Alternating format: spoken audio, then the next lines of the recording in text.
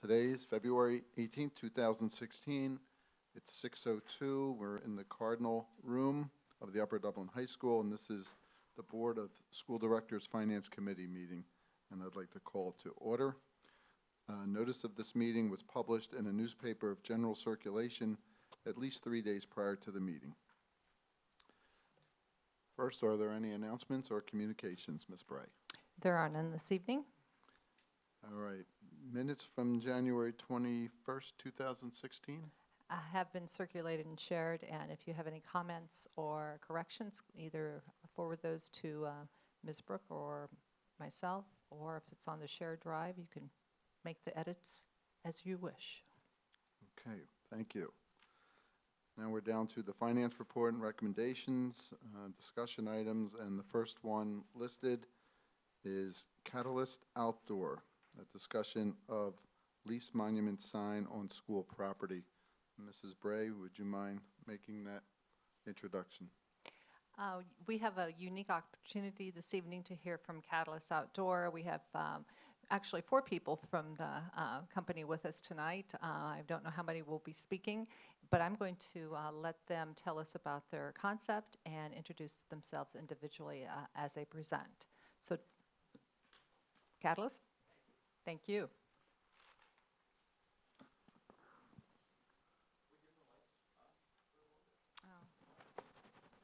Brooke will take care of that. I'm Thaddeus Barkowski from Catalyst Outdoor. Thank you to the committee tonight for allowing us to be here. I wanted to get started, if you could, just a little bit about the company and taking a look at the opportunity that may exist for the school district from 5 different perspectives. A little bit about who we are and what we do, more specifically about our products and some analogous products that relate to the discussion this evening. Benefits to the school district of what we're proposing, overview of the particular location where we would be proposing an installation, and finish off with the icing on the cake, which is always the fun part, and that's the design and what it would possibly look like. Catalyst is a vertically integrated outdoor media provider based locally in Newtown Square. We own, operate, and we also design and develop outdoor advertising assets. We are one of the only companies, at least in the region, that address aesthetics of outdoor advertising media. We currently operate the 2nd largest digital signage network in the Mid-Atlantic region. And at the end of the day, our focus, if you look at all of our inventory, is quality over quantity. Specifically, there's about 16,000 outdoor advertising signs in the Commonwealth of Pennsylvania. Can't do any more. Maybe even if it's low. Yeah, we're trying. I just have a question. Do you have handouts? It would make it easier because for some of us it's kind of hard to see. Can You we don't. just go darker in the room Let's just at this point? I would, yes. We'll go Folks, black. you may be in the dark for a bit. We'll go in the dark. You'll have a better view.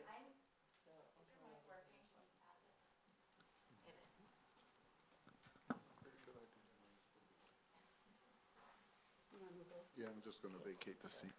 No, Oh, okay. it wasn't.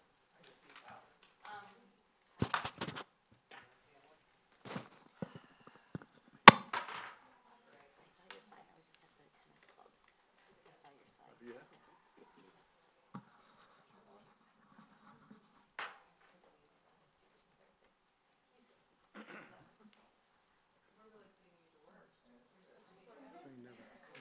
They never get handouts. Yeah.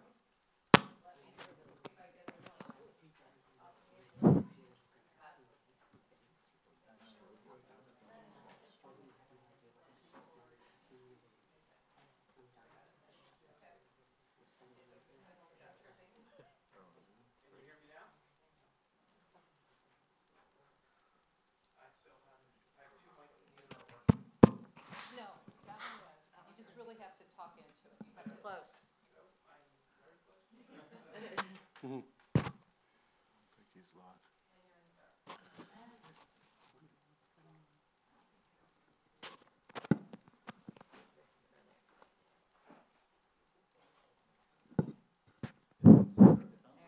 It's working over here. I'll stand over here. How's that? Right in the exact spot that you are. How's that? Is that better? Yeah, there we go. Okay. No problem. Do we have lights? Now we have lights. Okay, good. All right. As I was saying, there's about 16,000 outdoor advertising signs in the Commonwealth of Pennsylvania. The vast majority, and I mean vast majority, we're talking 99% of them, look like what a pedestrian term would be a typical monopole billboard. We own at Catalyst a fair number of those, but more importantly and more relevant to our conversation this evening is we have three other types of structures that we have in our portfolio. The first is a monument display, and I'm going to show you two examples of those in the region that are designed to reinforce a sense of place that it's a particular municipality and address aesthetics. The second is something called a primary use structure, where we actually create a structure that can function as a communication platform, but also serves as a purpose. And the last is in our portfolio that's utilized in an urban landscape is an urban experiential display, which that is the ultimate convergence of art, architecture, and advertising into a single form. I want to give you two examples of two monument displays that we have in our portfolio. This particular one is on a surface roadway, Route 202, just south of the borough of Westchester. And what you're looking at here on this site was the site conditions before we acquired the piece of land. It had been a gas station that had been virtually abandoned for a little bit less than a decade. And it's right at the entrance to Westtown Township. And what we created was a monument display. And Renee, if you would, run the video, please.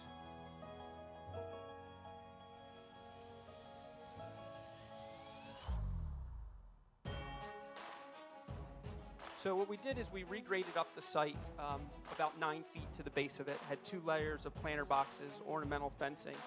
There's 20 different species of plant types, and we created this entrance into the township.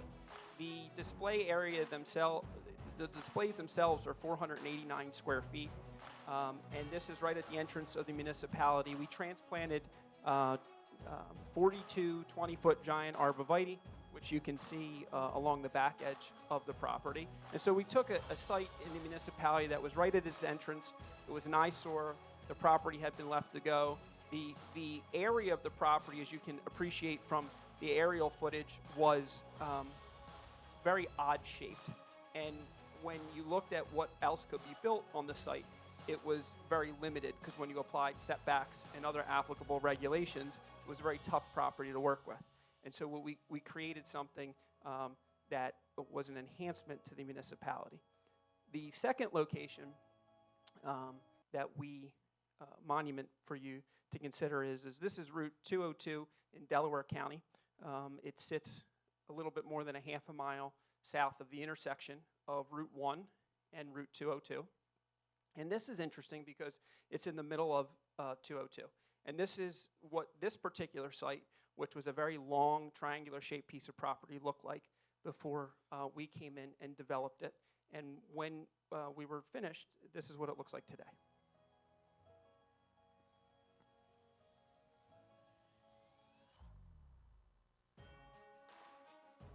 Now with this site, instead of regrading the site up, the land was depressed about 6 feet in the middle of 202. So we took advantage of that depression, and we built what's approximately a 330-foot long reflection pool with 5 fountain heads in the middle of the roadway. We then created the sign as it's spanning the water. Sign face size is the same display area at 489 square feet that we saw in the Westtown Monument. In this particular instance, the municipality wanted to have identification, so you can see just at the top of the display Concord Township. Because it's located in the middle of a divided roadway, it created a unique challenge from an aesthetic standpoint in that we had to build the structure completely enclosed, so that whether you're traveling southbound or northbound, it was completely sealed on the sides from the viewer's perspective. This display, unlike the Westtown, has an extensive amount of architectural lighting that enables us to change the stone or the color of the lettering or the cupola in any color. That particular structure, when you look at the stone and the copper color roofing, was all a byproduct of the municipal selection of those materials when you looked at the built environment around it. The third example, and this will be the last example that I'll show you, is of an occupied structure. This is a location in Lower Oxford Township, which we have recently gotten approved, and it'll be constructed by the end of the year. And Lower Oxford Township is very proud of their rural heritage. And what we ended up working with the municipality was to create an occupied structure that takes the outdoor advertising industry almost 360 degrees back through the roots of the industry, wherein 135 years ago in this country, the industry was started by whitewashing agricultural buildings. And in this particular instance, it was about integrating a high-resolution display into the side of a very traditional barn. And doing so that the diodes of the display area are installed seamless up against the barn board. So that in this particular ad for GMC, when our art department programs the back of that display to be the same color as the barn board, if you're standing at a distance of about 40 feet or more or away, you can't tell where the barn board actually stops and the LED display starts. In the converse, you can take that and you can utilize the entire rectangle of where the display area is.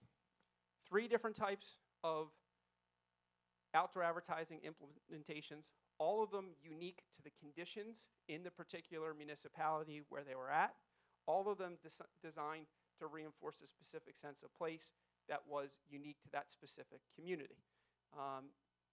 Here gives you a perspective from the road surface in the vicinity of it, and you can see here there's that same GMC ad, or as this cycles through, you can get an appreciation for if an entire rectangle was implemented. Go back to the PowerPoint. Okay, so what we're proposing for the school board to consider is the construction of a custom designed monument structure on the property here that would be viewable to motorists traveling on 309. The design would be completely unique.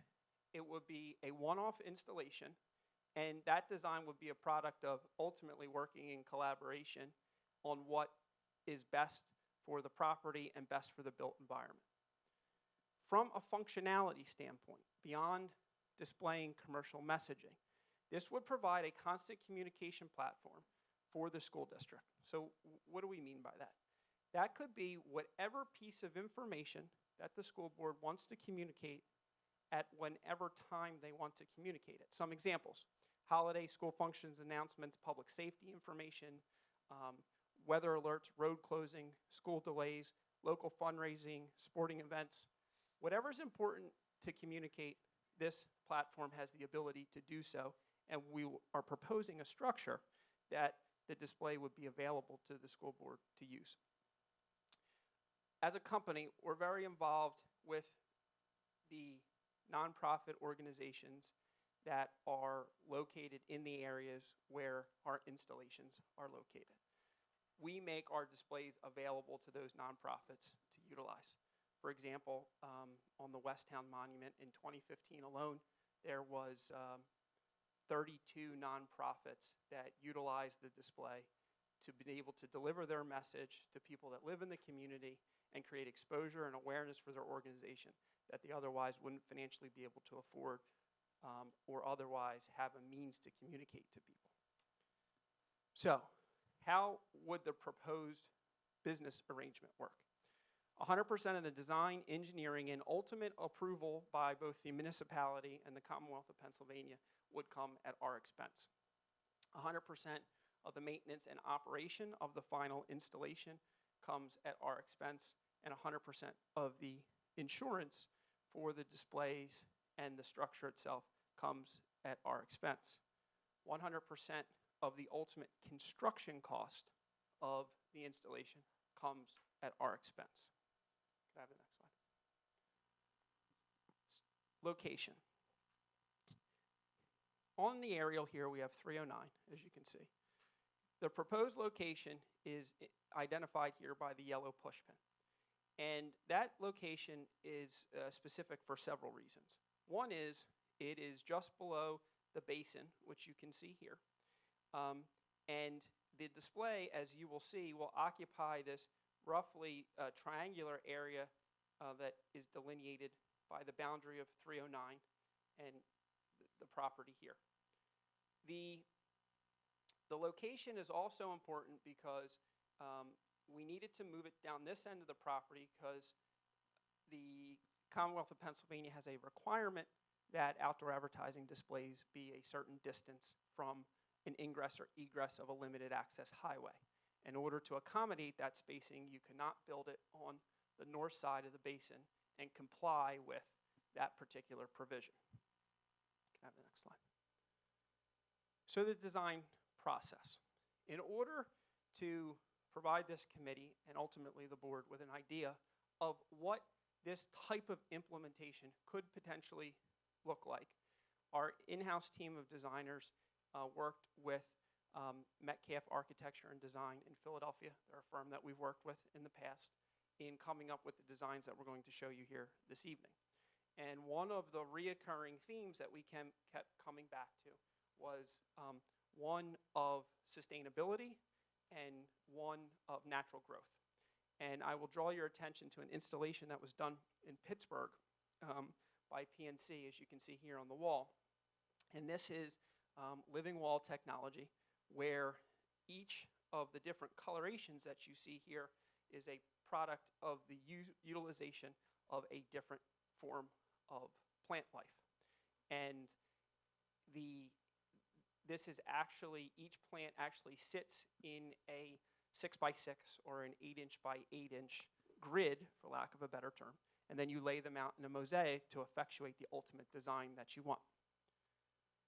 So the design that we are proposing is, once again, just to get your bearings, you have 309 here, would start down this end, and it would kind of just free form itself up to the north end, just south of the basin. The first thing we wanted to do with the proposed design is a certain amount of elevation is required to create visibility for this type of technology. We wanted to create as much of that elevation with natural grading. So what you see here is that currently the surface is well below the grade of Route 309, and we changed that by putting in this grading and supporting that grading with a series of low-level retention walls.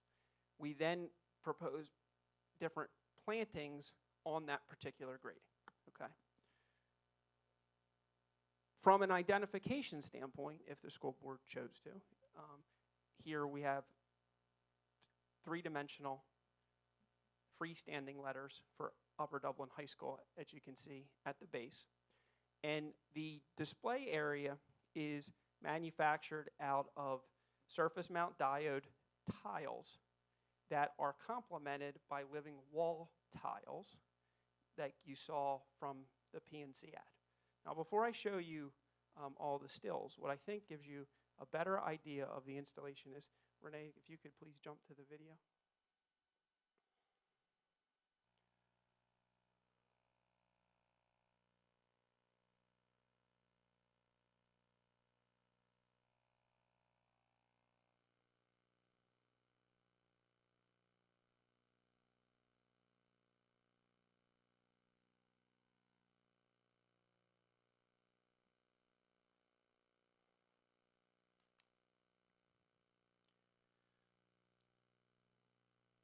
Play that back one more time. So from the grade of 309 to the top of the display area would be 27 feet.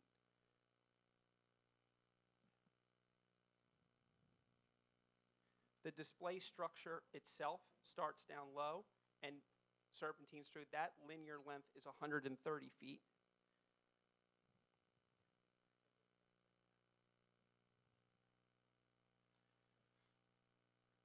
Can you go back to the stills? So let's look at some of the individual elements of it from the still perspective.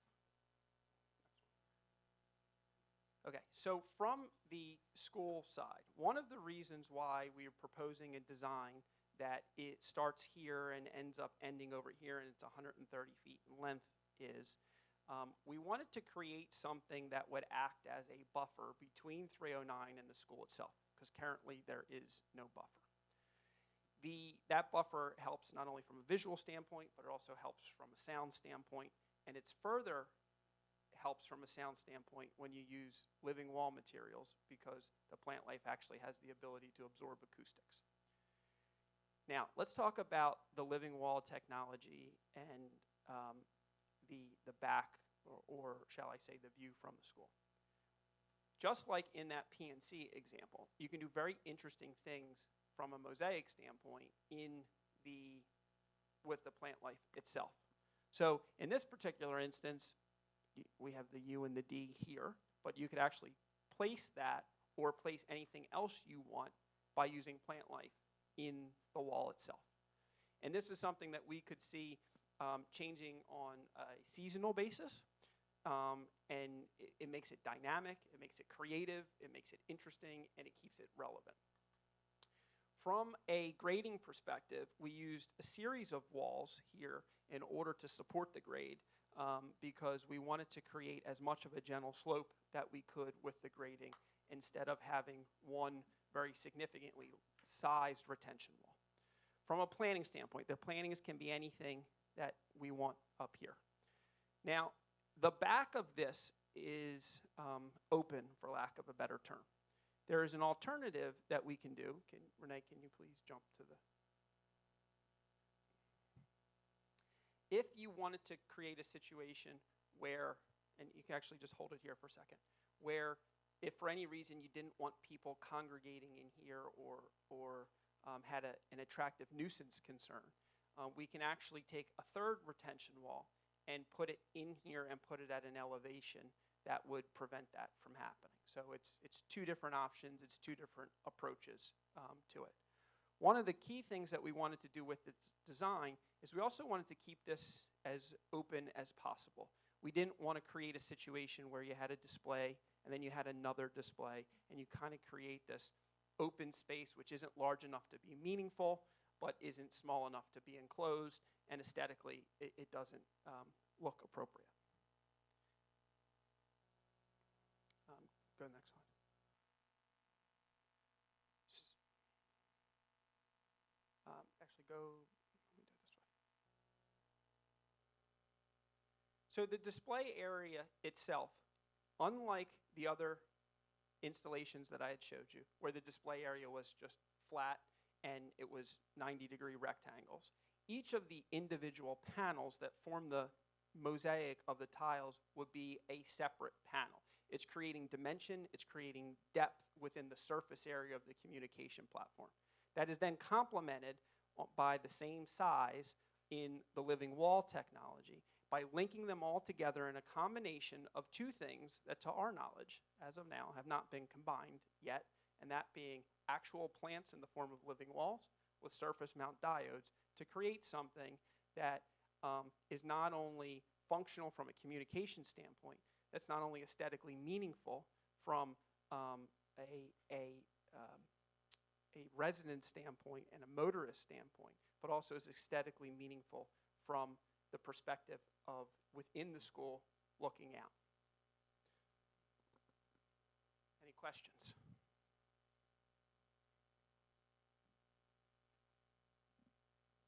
Or stand in the magic spot.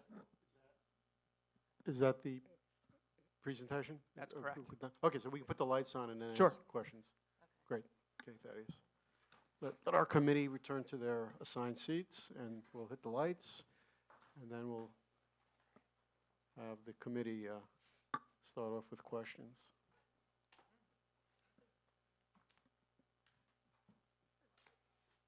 Thank you for the presentation, and I'll open it up to committee members right now for any questions you may have.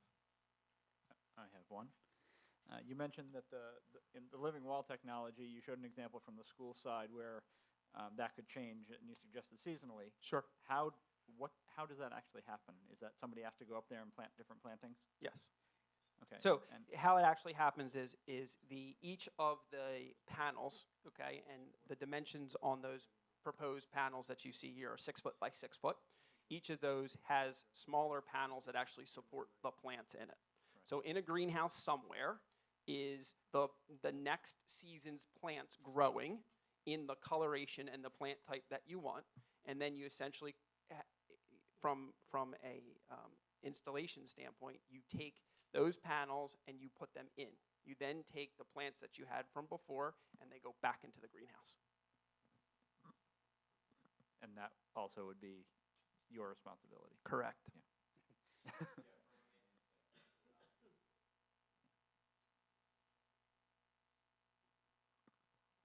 Um, I'll give a few reactions to your proposal and design. I saw, I guess, I knew this was in the works, but I have to say that I really like the design because to me, the things that are important on this, I mean, there's certain things that, some of your other installations do that as, at least for me, speaking personally, as a school district, my view is we don't want this to be a monument of Upper Dublin. I don't really want the people on 309 seeing Upper Dublin High School. I kind of feel, and I don't mean this negatively to you, but that advertising in the form of for the school district is not because we want to put our name on something glitzy. It's basically a commercial transaction that we get some revenue from. And if it weren't that, why would we be doing it? And to me, what we want to do is have it look tasteful and totally screened really from the people on that road is Spark Drive that goes through the school district. Screened from the school, I don't think we want, and other people may disagree, messages that have to do with the school district, because most of the people on 309, I mean, it includes people who live in Upper Dublin, but it probably includes a majority of people who do not live in Upper Dublin. Public service announcements, that sounds fine, but that, in terms of school public announcements, I personally don't see that we would be using that. So the things that are important to me are the design, which I think is technically and aesthetically really nice. Thank you. But you probably don't want kids running, being able to hide over there or congregate or anything like that. So probably we would want some sort of barrier to keep that from being an attractive nuisance. In terms of questions, one of the questions I have is, would you make sure that the vantage point of anyone that could see the sign, identify any of the houses, maybe on the other side of 309, that could be affected, that could see it, and I don't know, do Sure, so something to it's- make sure that it is not a problem. So there's several things you can do, and it all starts with a view shed analysis. You take a look at the topography of what you want to construct. You take a look at the actual construction of the proposed implementation, and then you essentially do a view shed analysis from whatever points that you want to look at that. So that's certainly something that we can do. I think from a chronological perspective, you get the design where you think you want it, then you do your view shed analysis. If you don't like the results of your view shed analysis, you go back and then you modify your design. Okay. But if it were, the view shed included people who actually live in the community, would you do something, I guess, in conjunction with the school district, bring the neighbors in and make sure that concerns were addressed? Or, I Sure. just don't want them coming to meetings after you put this up and, we have a whole line of people Sure. haranguing us. We on a lot of different locations in the portfolio, we've actually gone so far as where we have a display face that the whole back of that display face is buffered with landscaping. The whole front of that display face is buffered with landscaping. So your end result is that the only place it's viewable is to people that are on the road surface of a particular roadway, and it's almost like you create a tunnel effect. The downside to creating the tunnel effect is you lose aesthetic value in your installation. The upside is nobody complains. Okay. Well, it's probably not an issue until we see what the view shed is Correct. and whether that's an issue at all. I mean, I don't have any more questions now. I mean, obviously, one of the big issues is the rest of the proposal in terms of the financial arrangements and things, which I assume we'll talk about at some later date. That's my understanding. Okay. Are there any questions from any other board members?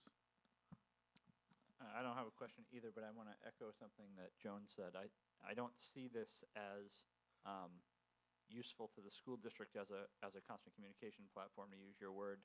But potentially revenue is useful. So it's not to discount that it's useful, but I don't see that being that useful. I also, I can't speak to it, but I kind of doubt for the same reason that it's useful for local nonprofits, because it's not like the West Town entry to the township kind of place. It's through traffic, I would guess, and I don't have any traffic analysis to back that up, but my instinct is that the vast majority of traffic there is through traffic, and so probably not that useful to local nonprofits.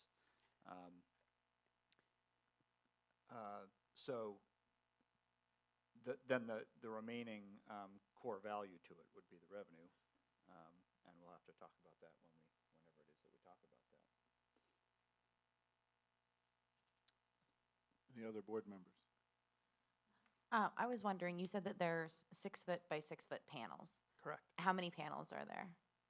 Or I- what size generally is the rectangular display? So in this, as it's currently rendered, the overall length of the display area, and keep in mind that the display is not a perfect rectangle, but it's about 44 feet long as rendered. I can give you a couple dimensions that I couldn't see when the lights were out. The road surface of 309 to the top of the display is 27 feet. The ground level to the road is 20 feet. The ground level, so where we start the grading, to the top of the display is 47 feet. The overall display structure height is 22 feet, and the overall length of the structure is 130 feet. And that length was a byproduct of wanting to not have visibility from Spark Drive. So that's why it extends as far down as it does. Thank you. You're welcome. I just want to add, maybe 5, 8 years ago, Dr. Resnick, when we had the financial task force established looking for alternative revenue sources, one of the recommendations from that from one of the subcommittees was to investigate what we called then billboards, on our property. And so I think my plan is to have some of those individuals that made those recommendations, if we decide to move to a legislative meeting with this concept or discuss it here, I do intend to invite some of those individuals back so that they can hear what we're looking at. I think a big decision for me would be the cost benefit for the district over how many years, how much money would it generate, versus doing it at all. So, and that we are still looking at, and we'll be talking about that in the future, how much revenue it would generate.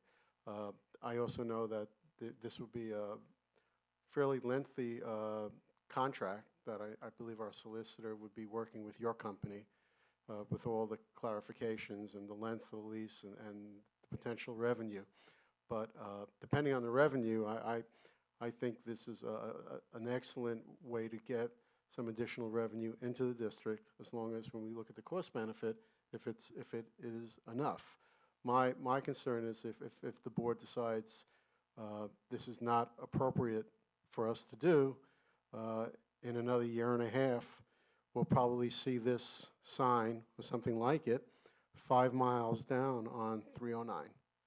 So the question is, do we want to benefit from it or see it somewhere else? And you know, that's not clear cut too. I mean, some people will say, we don't want to do it, and if they're going to put it somewhere else, let them put it somewhere else. So these are all the concerns, questions that we would consider as we progress in the process if we decide to move forward with this. But the EAC recently completed a report on alternative revenue. Financial Task Force came up with suggestions. So you know, I think this is something we need to seriously consider when we do see the cost benefit, you know, when we see what those numbers are going to be for the district. This company is extremely impressive. I think the one thing that Thaddeus did not discuss was the contract that they recently were awarded from the city of Philadelphia, which is a huge deal for Catalyst. And if you do go on the Turnpike, you'll see their signs on the Turnpike. You'll see Catalyst, and if you compare the quality even of those signs, you'll say by far that they are, you know, they look much brighter, they're cleaner, and they're done much nicer than a lot of the other signs that seem to be down more often. The other advantage is if the sign does go down, and if we decide to move forward, you know, it's on Catalyst to get that sign up as quickly as possible, and they will get it up as quickly as possible because they're losing revenue. We're not. So there is advantages to that. So again, we'll just keep talking about it and let the process move, you know, wherever it goes, it goes. I think the only thing that I could add to that, Art, is for a very long time, municipal organizations, for lack of a better term, have looked to outdoor advertising to generate alternative revenue streams. And I can point to dozens of examples not that far from here. And the challenge has always been for those organizations is weighing the aesthetic impact of an outdoor advertising sign. And to be frank, it wasn't until the last half a decade where companies like ours, and there's really not a lot of them, that have pushed the boundaries on what an outdoor advertising display has to look like. It no longer has to be just a rectangle sitting on a steel monopole 50 feet in the air that everybody can see. You can do interesting things with them. You can make them unique to a specific area. You can include other elements into them where the actual installation becomes an enhancement to the community. And that's why implementations like this take away the what has been the biggest obstruction in the past, and that has been the aesthetics, or shall I say the lack thereof. We are not the only school district, I imagine, in the state of Pennsylvania that borders a major highway. Have any other school districts, to your knowledge, done anything like this? The answer is yes. None of them have done them in an aesthetically driven fashion like we're proposing here, and I can get you examples of those other school districts that have done that. Okay, I think, you know, as part of our evaluation, that may be helpful to just have a reference point for other districts.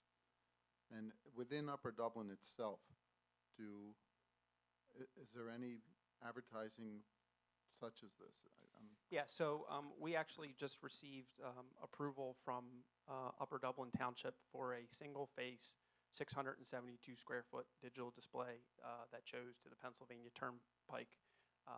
That approval came, I think, 3 weeks ago. So in Upper Dublin now, Upper Dublin has an outdoor advertising ordinance. There are, I believe, 3 structures with the one that we just got approved that were approved pursuant to that ordinance. And so the answer is yes, but it's not in this aesthetically driven fashion. It's in the conventional monopole fashion. Where is that location, if you can 1015 Virginia Drive. So it's in the Office Park area, and So it's a single face that shows to traffic traveling west on the Pennsylvania Turnpike. okay.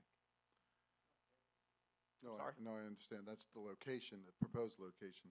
Yeah, that's the location where we got approval from the zoning hearing board of Upper Dublin 3 weeks ago.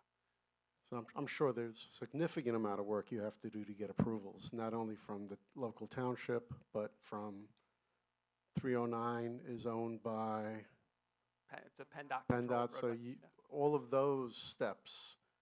Yes. You have two It's in two your sets of court. approvals. You have Two the sets of municipal approval, and for this particular roadway, it's also controlled by the Commonwealth of Pennsylvania, or PennDOT.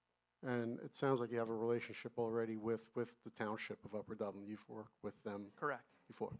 Okay. Correct. Changing technology, Sure. Good question. anticipating changing Yeah. technology. I bought a television, I guess, days 20 years ago, I guess it was, now, that was a big TV. Yeah. And Not I'll anymore. never get it out of my basement if I ever sell my house, because television's changed dramatically. Sure.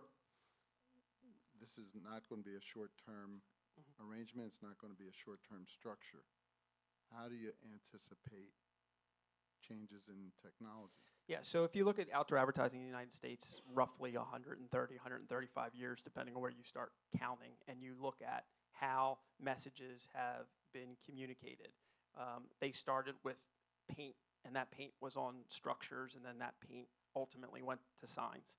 And then somewhere along the way, we figured out how to print graphics, and we can actually have images and not have to send painters 100 feet in the air on vinyl. And then that became the standard up until about 11 years ago, when the first digital display was installed in Philadelphia, which has been the closest to this location. So for a little bit more than a decade that we've had this digital technology. So in that whole 135 years, with all the changes in technology, like you said with your television, the outdoor advertising industry has had 3 different types of technology, okay? And the reason behind that is technology will always outpace both municipal, state, and federal regulation. It took a long time for the Fed and for various states to get their head around the safety implications of digital technology and how to utilize that. So one of the ways that you do address the issue of technology is in the ultimate agreement between the operator and owner of the display and the underlying landowner is a requirement on the part of the operator to make sure that the technology operates at the same level that it did the day it was installed. Okay, so you don't have tiles out and panels out, and it maintains that professional look. The second thing that you have to realize is that this technology doesn't last forever. So all of our technology is, I don't want to say all, 95% of it is purchased from a company called Daktronics. They're based in the United States. They're the 81% of the labor and the parts that go into every display that we own is U.S. sourced, which is very important to us. If you ran it 24 hours a day, 7 days a week, they will guarantee its life for 10 years. Okay, not all displays operate for that with that frequency. So making sure that the display is functioning to the level it should is really an issue between the landowner and the operator, and making sure that the provisions in there are required for the operator to do so. The operator, from a technology standpoint, will always be at the hands of either a municipality or a state or a federal regulation that dictates what ability that you have to have on a display. Okay. If there are no other questions from the committee, with your permission, I'd like to just extend the opportunity for community input as it relates only to your presentation. Sure. If there's anybody from the community, that way you guys can address it, and you can also leave when that line of That's great. comment or questioning is over. So if there's anyone from the community who would like to question or comment just upon this. That is, we'll have we'll keep track of the questions if there's more than one, and then we'll have you come back and answer all of the questions as together. Sure. This is a finance committee meeting, and I would have liked to have had some information on this presentation as to the type of income that the township or the school system could realize from a project like this. To me, that's the most important thing of all, and I wish we would have had that part of it, and we didn't.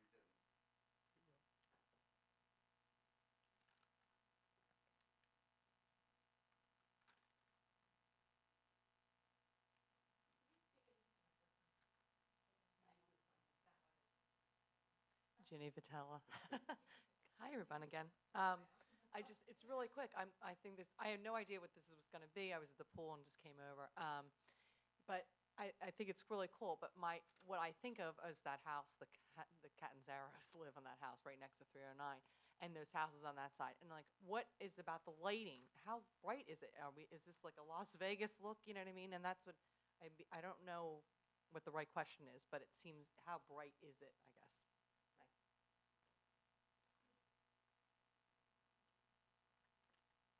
Any other community questions or comments? All right, Thaddeus, you want to comment on Mr. Petrusky's financial question? Okay, I'll start with your question concerning income. So what we've presented here tonight is a concept. And the ultimate revenue that an installation like this can generate is a byproduct of a lot of things. And one of those things is how large the displays are. Another thing is, well, are they going to operate 24 hours a day? Are they going to operate somewhere less than that? So tonight's purpose was to put forth a concept for consideration that would be built under a lease agreement that would clearly have financial consideration back to the school board. But until we're given definitive operating parameters and dimensional parameters, we're unable to provide any specific numbers as to exactly what that display is going to do. So as soon as, if the school board wants to move forward, and as soon as we get those specifics, we would be able to provide a number for the school board to consider. As for the lighting, the technology that we would utilize in this particular installation, as we do in all of our installations, they have ambient light sensors. And that's a really fancy term for that the display is constantly changing the intensity of itself based upon how bright or how not bright it is in the built environment. So you can't just do it based upon time of day, because we have cloudy days, we have sunny days, etc. And those sensors are adjusting themselves on a every 60-second basis. And so the best way that you can know if a particular display is functioning with those is that when you look at them, it is always the appropriate amount of intensity. So the technology itself is LED technology, and unlike a light bulb that is designed to project light, they are designed to illuminate a specific color so your eye can then pick up the contrast with the pixel next to it. So these installations do not project light. And I think the best example is you could look at any of the other displays in our portfolio to say, well, what is it going to look like if I'm 100 feet away? So it comes down to the fact that when installed with those sensors, you never have a display that's too bright. At the same time, you never have a display that's not bright enough that your eye is straining to read. All right, well, I have a follow-up question to that one. Mark. Are there federal, state, or local regulations about brightness that we could refer to, you know, in terms of luminance or other values that, for those of us who are geeks, could go and read? Yeah, sure. So, two ways to measure it. Both, I believe the right way to do it is from both a luminance and an illuminance perspective. And I would propose that most of the legislation that surrounds the brightness of this does not nearly go far enough in measuring those two. So I can tell you what the city of Philadelphia implemented when, as Art was speaking about, our urban experiential display project, which I know for the state of Pennsylvania is the most extensive lighting regulation on the subject matter. So I could forward you that for your consideration. But to give you a shorter answer to your question is, at night, displays in this type of built environment would operate at about 400 nits, and during the day, they would operate at a maximum. If they had direct sunlight on the display on a clear day, it would be as high as 6,000 nits. But the end result is that on no instance is the intensity of the display greater than 0.3 foot candles above ambient light level. Whatever you send, Mr. Sirota, make sure that it's in very small print. Thank you. Thank you very much for And yeah, I would appreciate if you could forward that along, and whoever you forward it to will get it to me. Yeah, thank you. Thank you again for the presentation and all of you.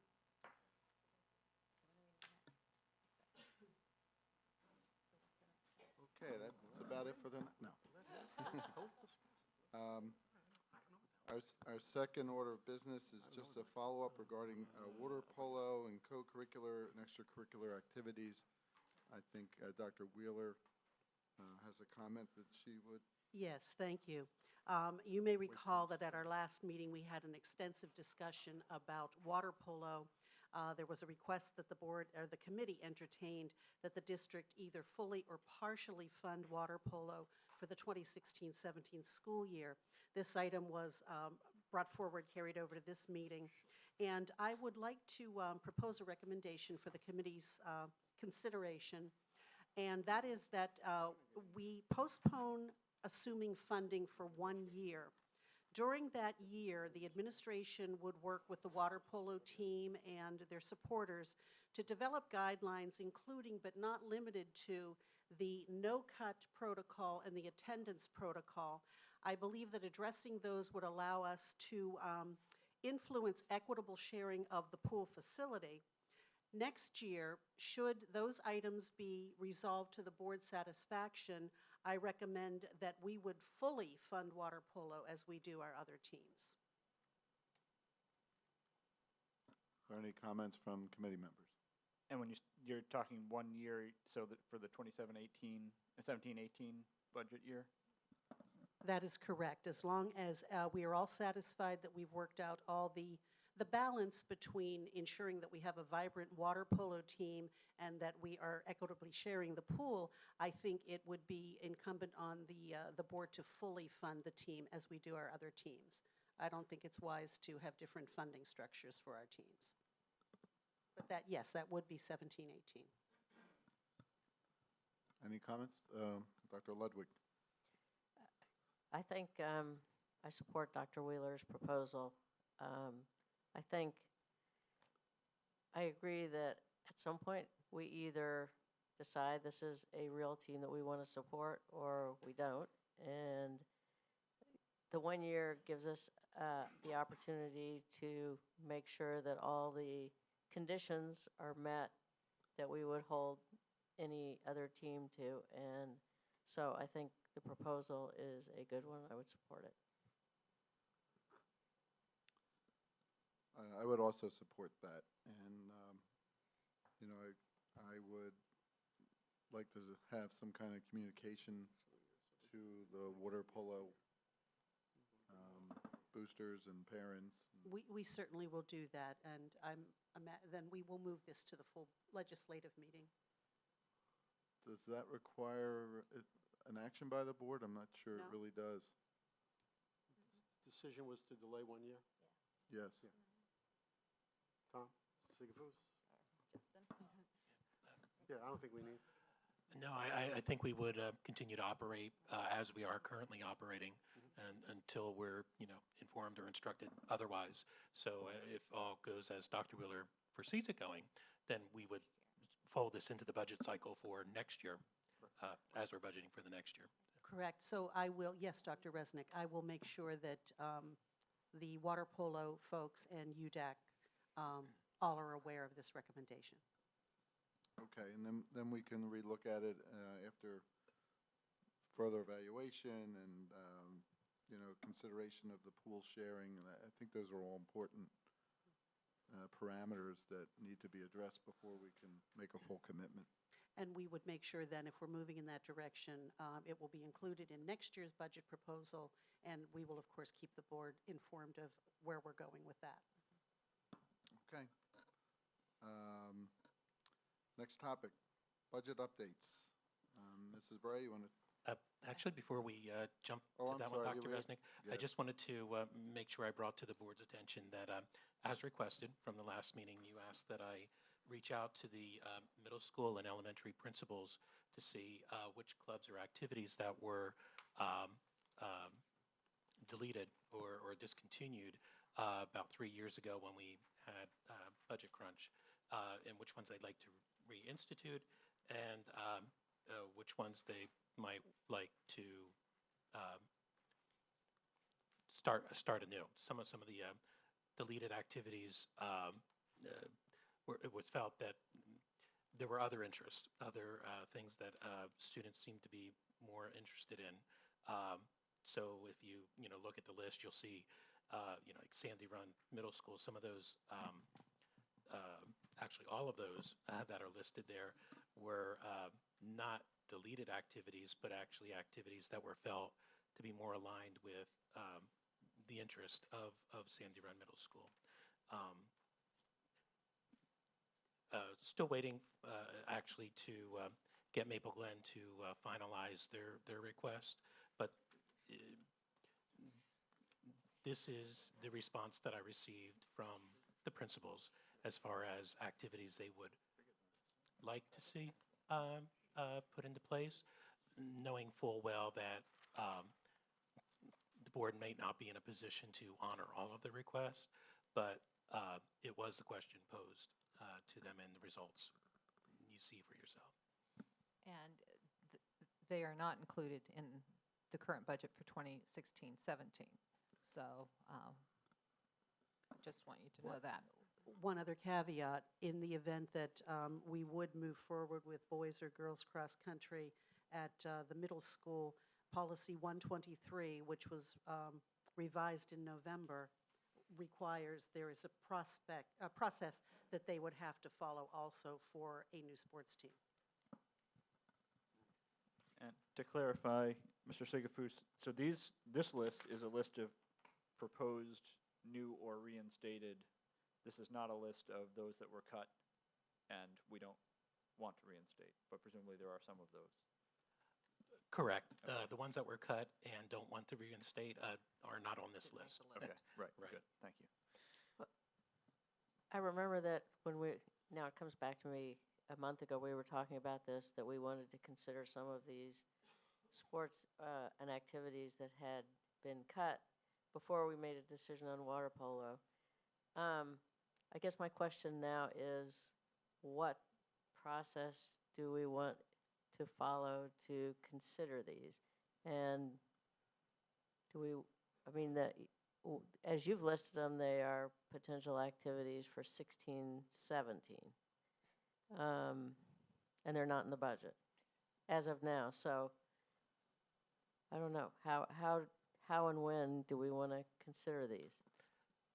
Well, I would- perhaps since, I would just sort of interject and say, this is also not in the form of a recommendation as much as it is a response to a question asked by the board. So I was using the 16, 17 numbers, and even some of those numbers are the best estimate that I could get, because some of this will have to be discussed with UDEA if there are new activities and so on. So I'd actually, if you're looking for a recommendation, I would recommend that we follow our process, which they're not in next year's budget to begin with, but that we fold them into the discussion and forward them to the superintendent for consideration and folding into budget process for the following year, very much like what you, I think, just sort of did with the water polo program. I think that's a fair approach to take with the clubs and activities that we'd be looking at reinstating.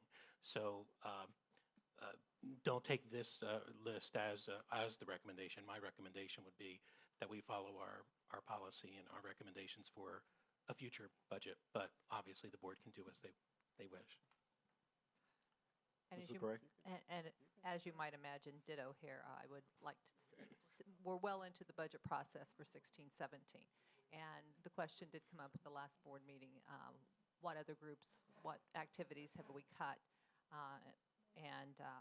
It would be much easier. We could follow a established process and look at those in conjunction with the 17-18 budget.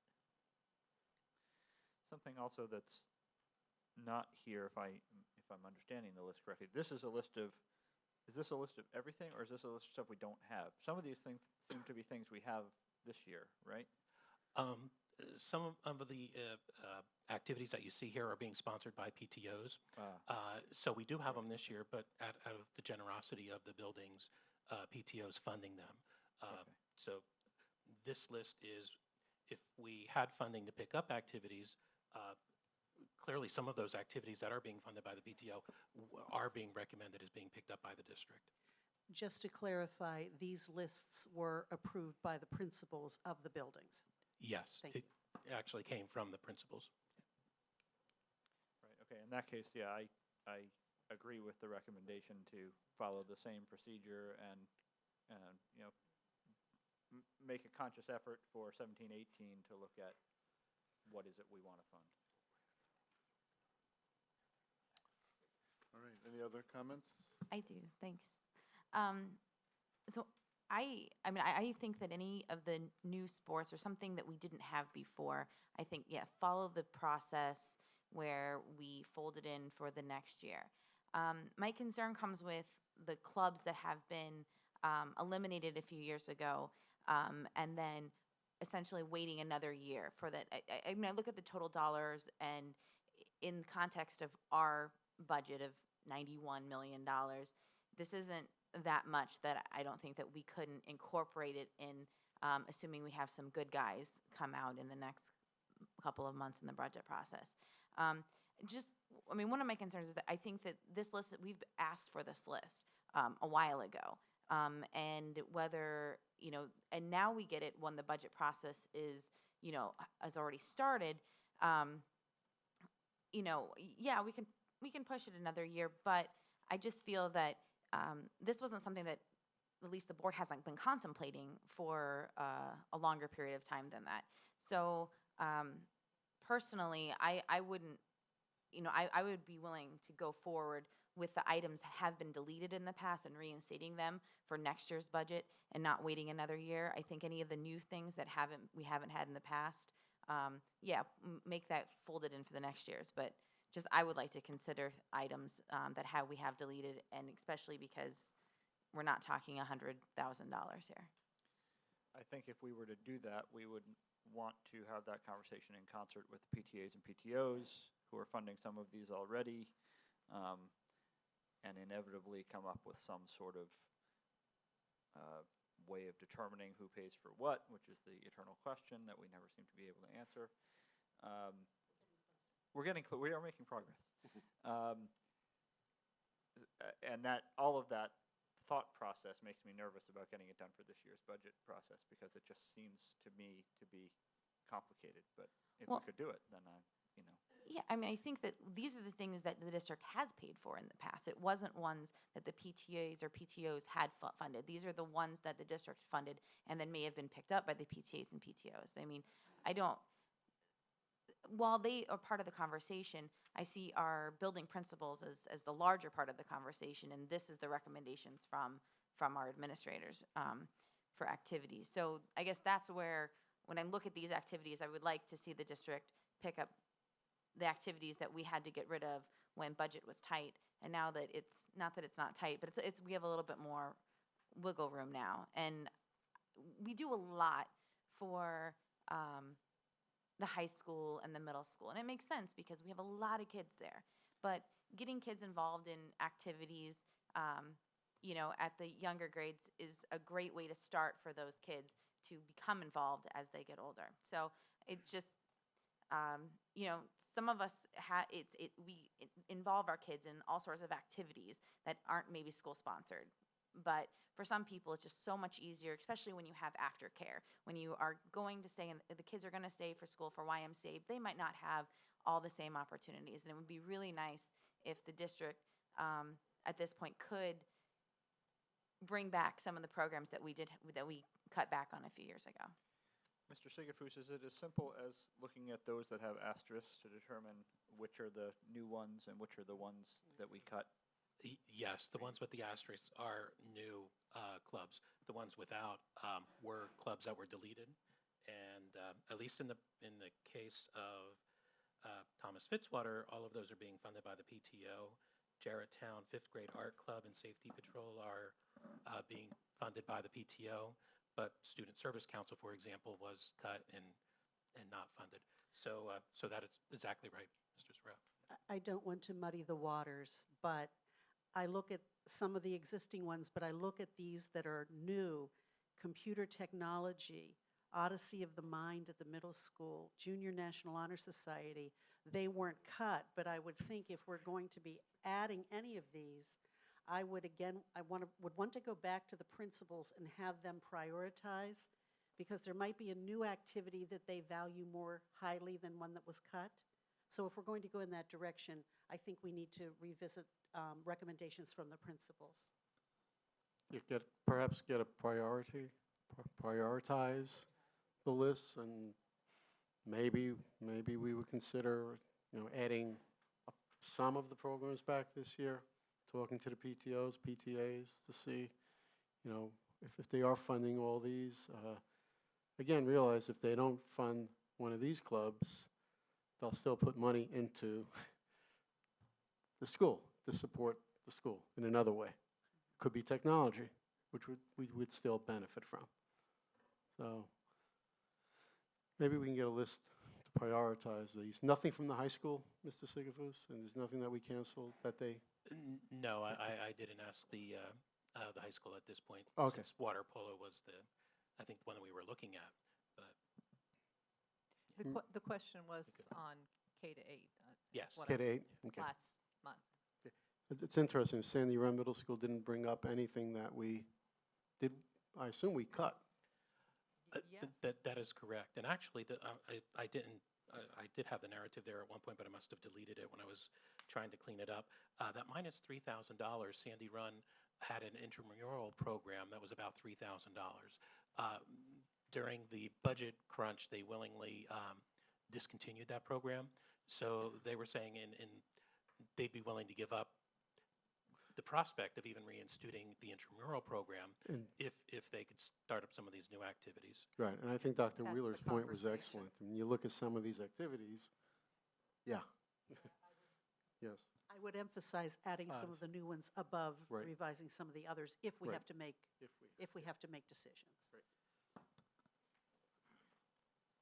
Okay, so I think we're directing the administration to look at maybe phasing in some of the previous activities and some of the new activities over the next 2 budget years, and coming up with a priority list for the immediate budget year that we face,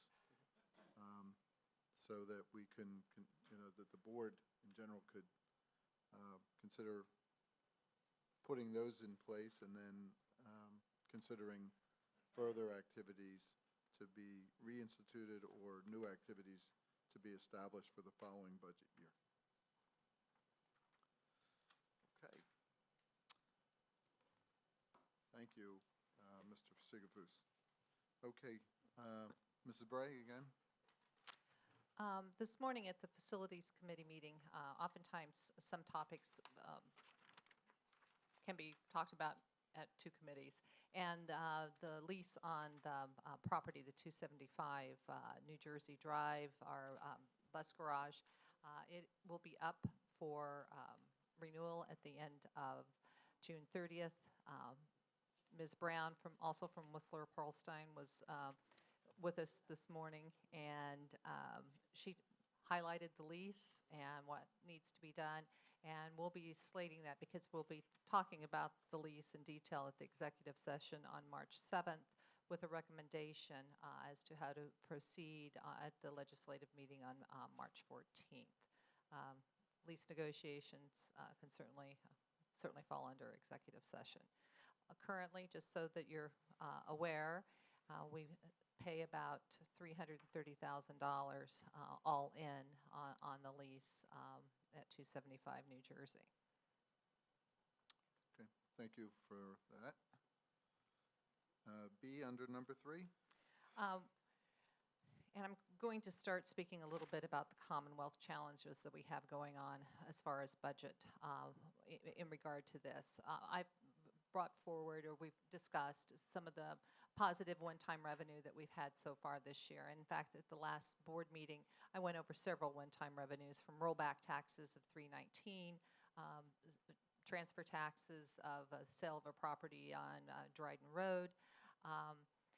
But this particular piece, I would like to go ahead and suggest that we transfer to capital reserve. It's the naming rights related to the stadium, and I'd like to get that over to capital reserve as kind of putting it aside and thinking about when we'll have to do repairs on our artificial turf and those type of things. So if it suits the committee, I would recommend that we have a motion on the March 14th agenda to transfer the money to capital reserve.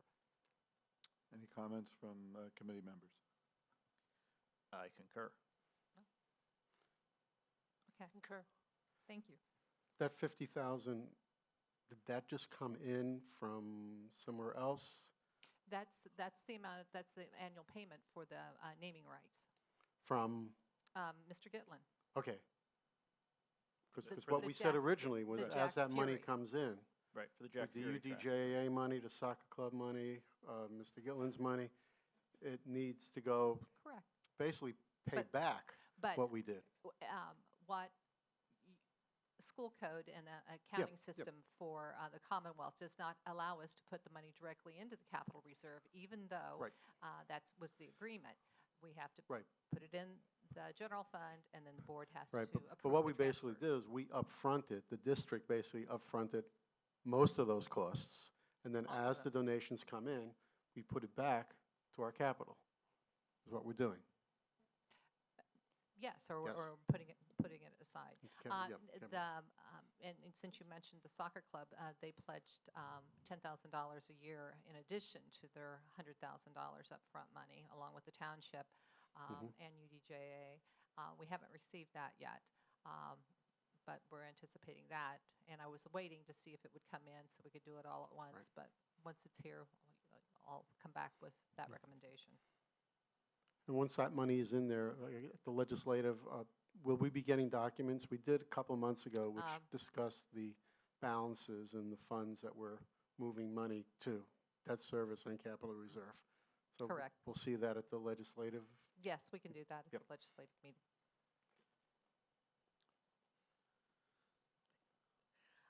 Next item, please. Yes.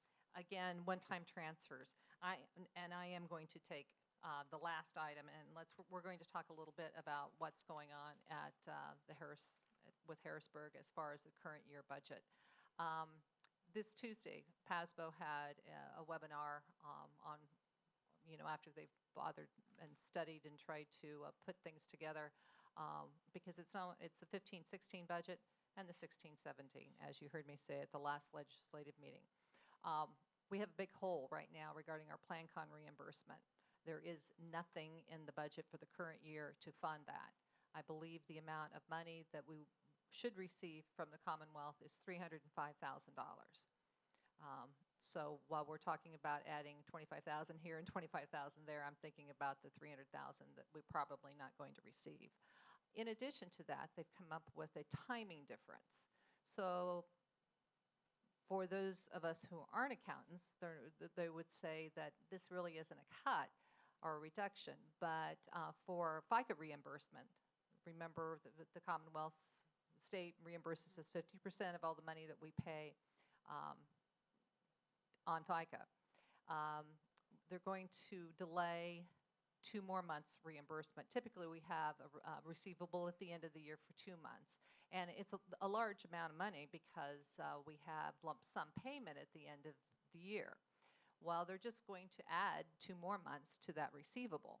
So even when we calculate, and I probably shouldn't get too technical, but when we calculate fund balance at the end of the year, we have to show that as a receivable. We have to show that as being in our fund balance at the end of the year. But we're not going to have the cash.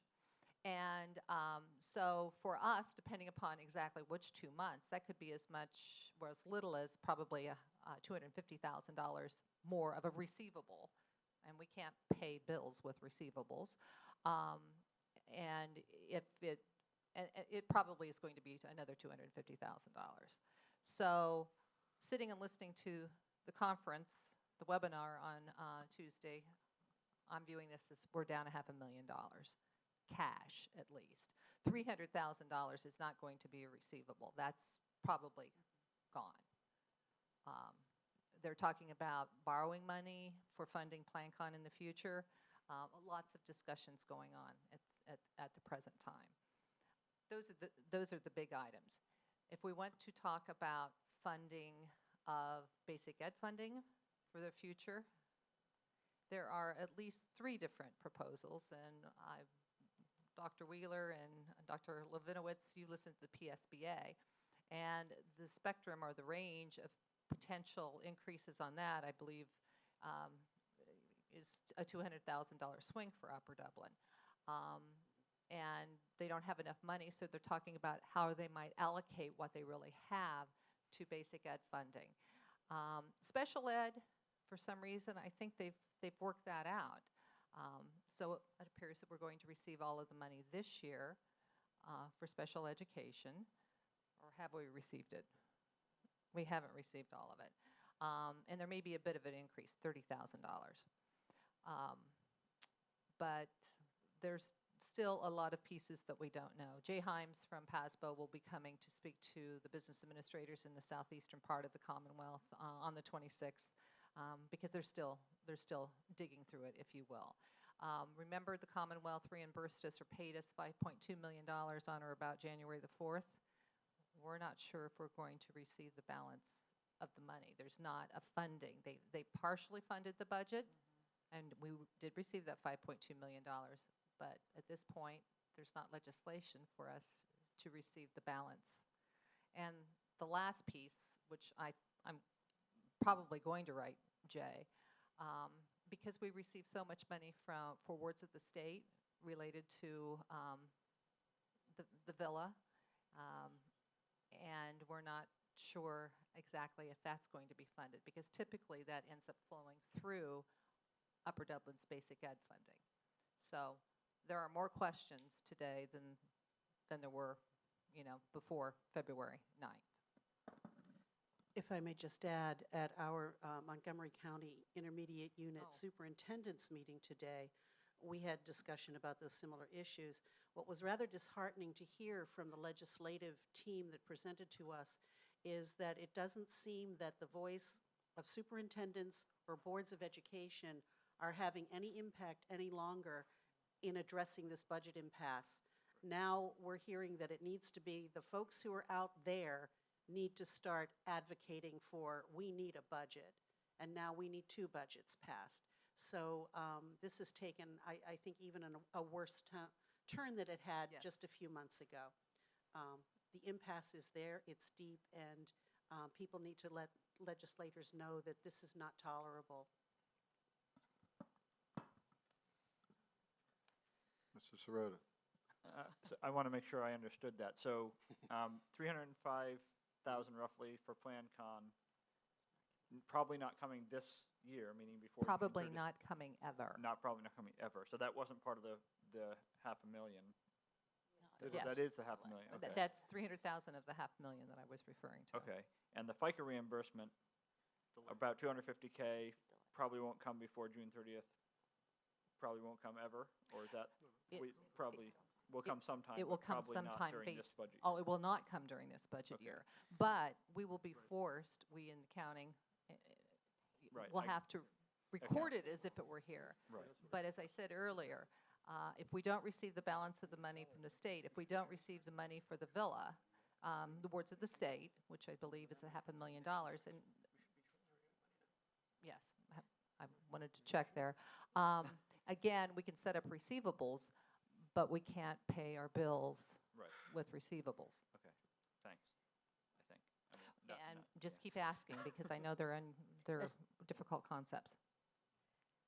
All this is assuming nobody in Harrisburg comes to any agreement to fund a budget. And I guess my question is, if that is the case, should we as a district, or are we considering not paying the things that the state reimburses us for, like our PSERS payment, delaying it, not never paying it, but using that to pay our bills until we get money from the state for the things that they owe us. The only thing that we've, might still have the option of doing that would be PSERS. And again, we chose not to do that in the fall because we had 2 Right. bond refundings and didn't want any marks on our record whatsoever. That may be something that we need, to consider as we move forward. It's not attractive to me or palatable. I'd like us to have everything buttoned up in an absolutely beautiful, if one could say an audit report's beautiful, but anyway.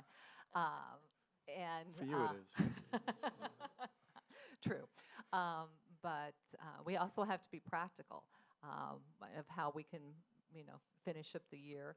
And at this point, if we were to talk about transferring some of the one-time money into funds, I would probably make the recommendation of debt service, where we would have a little more flexibility with how we would use the money. And I agree with Ms. Bray. There are some districts that have already moved in that direction. I would hate to put us in a position where we are not paying our bills knowing that that bill will come due sometime. If we can afford to meet those obligations now, I would recommend that we continue to do that as long as we can, but with our eyes wide open of what may happen. Well, what I was going to follow up is we shouldn't be transferring any money yet. Let's wait. Don't do the transfers because we may need those funds temporarily because of the cash flow issue that we could be having. The reason why I said to debt service is that we could always use debt service fund to pay our debt service, even for this year if we needed to. But I would not be making a recommendation that we transfer it to capital reserve. Right. Although we just made a recommendation to transfer to capital reserve. Right. The $50,000, Right. Yeah. That's, which we already have. Right, so are you asking about that $50,000? yeah. Okay. Oh, Yeah, I'm so- sorry. Thanks, Paul. Should we wait on the 50 in case? It's 50. It's still $50,000, knowing that we can do it at any time. I would still go ahead, but we can certainly have a conversation since it's only $50,000. What I went over at the last legislative meeting is approximately $641,000, a much Right. larger We amount would of wait money. with that. And I think the two of you know this more than probably anybody is we're lucky. We're not lucky, but we're fortunate that we're not experiencing some of the fiscal disasters that are occurring in our other school districts.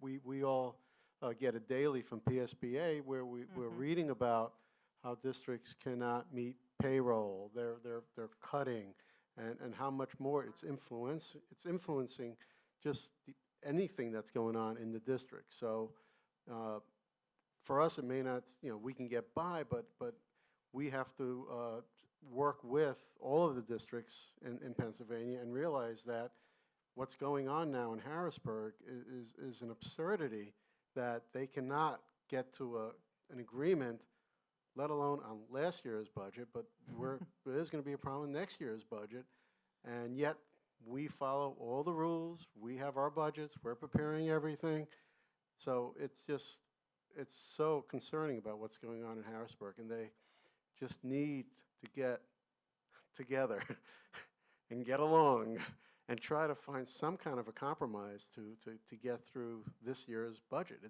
Nobody thought it was going to last to this point. We all remember the days, with Governor Rendell, where he went until, I think, December. 23rd, yes. Yeah, that's where we thought it was going to end, but the more we read, the more we're finding out. I was a business administrator then, yes. It's looking worse. It's looking worse. They're just going this way instead of at least coming together. During our PASBO presentation, they actually indicated that we are not record-breaking as far as the longest stalemate. I don't remember the year, but We're not the only state without a budget for last year. Is it Illinois? no, Illinois, Illinois? yes. Yep. But it was clearly stated compromise is not on the horizon. The Republicans and Democrats are miles apart. And then the House and the Senate. And House leadership is also. So I don't want to sit here and wring my hands, but this is going to impact, the rest of our budget process. Are we at the point where we would have to borrow money, or by doing things carefully, can we pay our bills through the end of the year?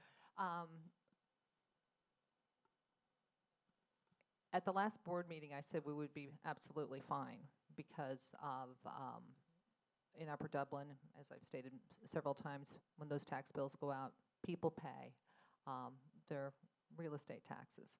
I need to find out a little bit more about what's happening with the wards of the state and how things will be impacted with Philadelphia reimbursing us. They're not receiving their money, and they will owe us $800,000 probably at the end of the year. Looking at the really numbers person who's spent the last 10 days working on the villa tuition bills and boards of the state documentation and all of that. So I do not think we'll need to borrow money, but we're going to need to be very careful and understand exactly what's coming from Harrisburg for the rest of the year regarding basic ed funding, wards of the state, and when we can receive that money. Again, I go back to at the end of the year, we have millions of dollars of receivable. Last year, they didn't pay out all the transportation. We had a receivable for part of the transportation subsidy. Not all of the $500,000, but there was a receivable there. PSERS and FICA, those are large numbers.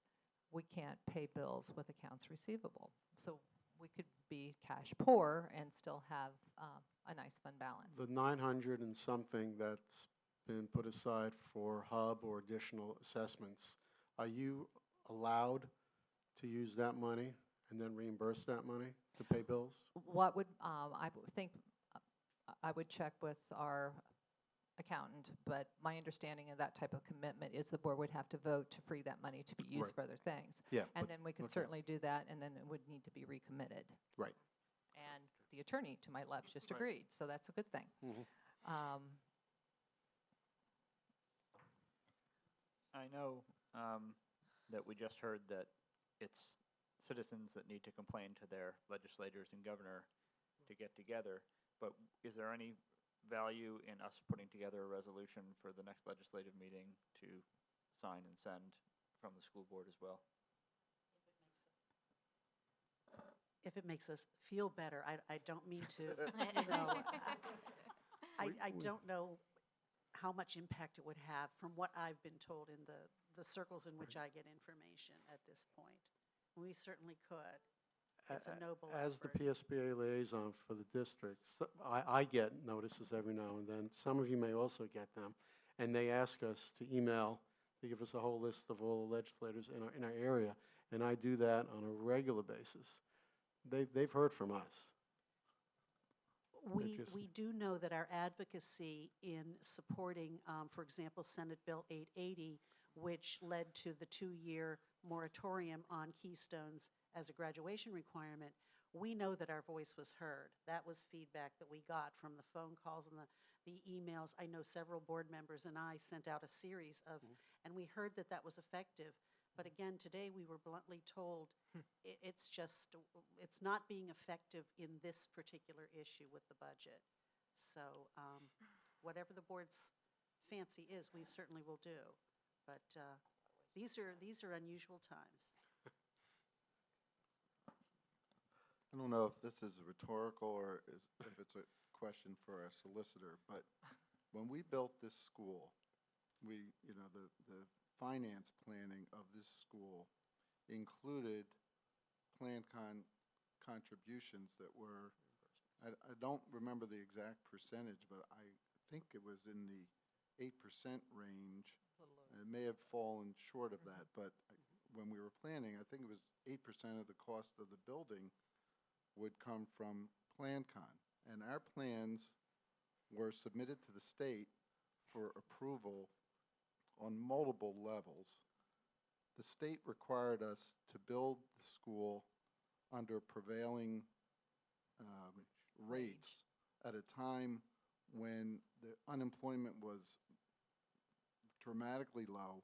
We could have negotiated far less labor costs, but because it was because we were dealing with the state, we were not allowed to do that. And now we're finding that it's not just a moratorium, you're saying that we will not get the funding for this year. I don't understand how we, present all these plans to the state, which they approve, and our financing considerations based on it. We're talking about a project that is 20 to 30 years in financing, not something that the state would think that, that's not a consideration. Is there anything from a legal standpoint that we, as a district, can challenge the state for the payment of $305,000 for this year and whatever we're due every year going forward? To me, it's sort of an implied contract. They okayed the plans. It included the financing, and it included a rate of payment that was in the range of 8%. Do we have anything that we can do? Guess it wasn't rhetorical. I haven't specifically looked at that, but my impression is that let me take a step back. The prevailing wage issue, we would have to, whether the state approved it, whether we went PlanCon or not, we would have to do that. That's state law that applies to us regardless. Essentially, what we did, what the district did, was go through the PlanCon process, which it wasn't required to do because unless it was seeking reimbursement. So there was some additional cost incurred in terms of, I don't believe it was a specific line item from your architect, but there is some additional work involved in going through the PlanCon process. There's a lot. It is, but it's arduous. for the most part, it's not, there aren't line items on a form that you're saying, okay, here are the 7 things that we paid because of PlanCon, and like I said, prevailing wages is one of them. But my guess is, and I haven't had to look at this, fortunately or unfortunately, that there are provisions in PlanCon's filings that essentially say it's subject to funding. And if they aren't funding it, you're not getting it. It's not the first time that they haven't funded it. Before they called it a moratorium for an undefined period of time, and then they started the money up again, but even, we'll be happy to look at it and look at the forms and look at how PDE actually frames those, its obligation of reimbursement to see and evaluate whether there's something there we could do. Yeah, I think it may be worth a look. I mean, just, if it's just something that goes to an administrative judge or court, and just something that, it doesn't sound like a resolution is going to do anything, but maybe this is something that would have some teeth and benefit to the district. There is a plan for PlanCon, a $2.5 billion borrowing, which would be done through the Commonwealth Financing Authority. There's a lot of money, obviously, that goes to all of the 500 school districts across the Commonwealth. When that actually happens, if it actually happens, and keep in mind, all of this is going on, Moody's and Standard & Poor's are just digging away at the Commonwealth's bond rating. So they want to float $2.5 billion. But the irony is, it's not that the money doesn't exist. The money exists, it just hasn't been, delineated as to where the money's going to go. There's state, just like we collect taxes in the district, the state of Pennsylvania collects taxes. But And there has to be money sitting in the bank somewhere. And for somebody to make that decision not to fund PlanCon, what's that based on? That Why they aren't don't we wanna- getting $305,000? I don't really understand how that decision Don't they is have allowed to be a made. structural deficit also, Oh, just like we it's had? huge. And Dr. Resnick, realize our reimbursement is 8% or whatever it is. There are other districts It's 50. No, that I have a understand that. real significant. I know that. They're waiting on millions of dollars from the state and how that's affecting their cash flow. And No, I understand that, and they have that, even though they don't have the cash, they will have it as a receivable. We will not have $305,000 as a receivable, and that's what I'm contesting. no, Unless All- I'm all of misinterpreting what you Plan said. Con. Everybody's in the same boat. Everybody's in the same boat for Plan Con for the year, for Yeah, this yep, year. yeah. So if their receivable is, No, or, okay, excuse me, for- rental For Plan reimbursement. Con, I thought you were talking in general, but, No. Well, there is a $2 billion deficit and structural deficit right now in the state budget. And there's been a lot of conversation about raising taxes. And it's election year, and, you know, that's not really palatable. And so it's pretty easy to say 2.5 or whatever the Plan Con reimbursement is. We'll take that off the board this year, and it's only one item. maybe it was rhetorical. Thanks. I feel better. What are we up to D? Okay. Oh, yes, I just would like to announce that the staffing meetings with the principals have been scheduled. Mr. Sigavus and Dr. Wheeler have done that, and so we continue with budgeting, and those will take place, I believe, all of them, the first full week of March. Did you already cover E, I'm assuming? No, I did. Okay. I That's a think dead it's horse. enough. Yeah. That's a very dead horse. All right, I would invite community input at this time. Please state your name and where in the district you live.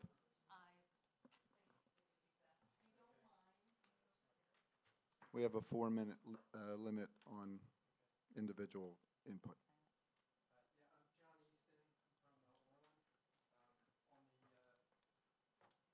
If you pick it up and hold it. Yeah, join us.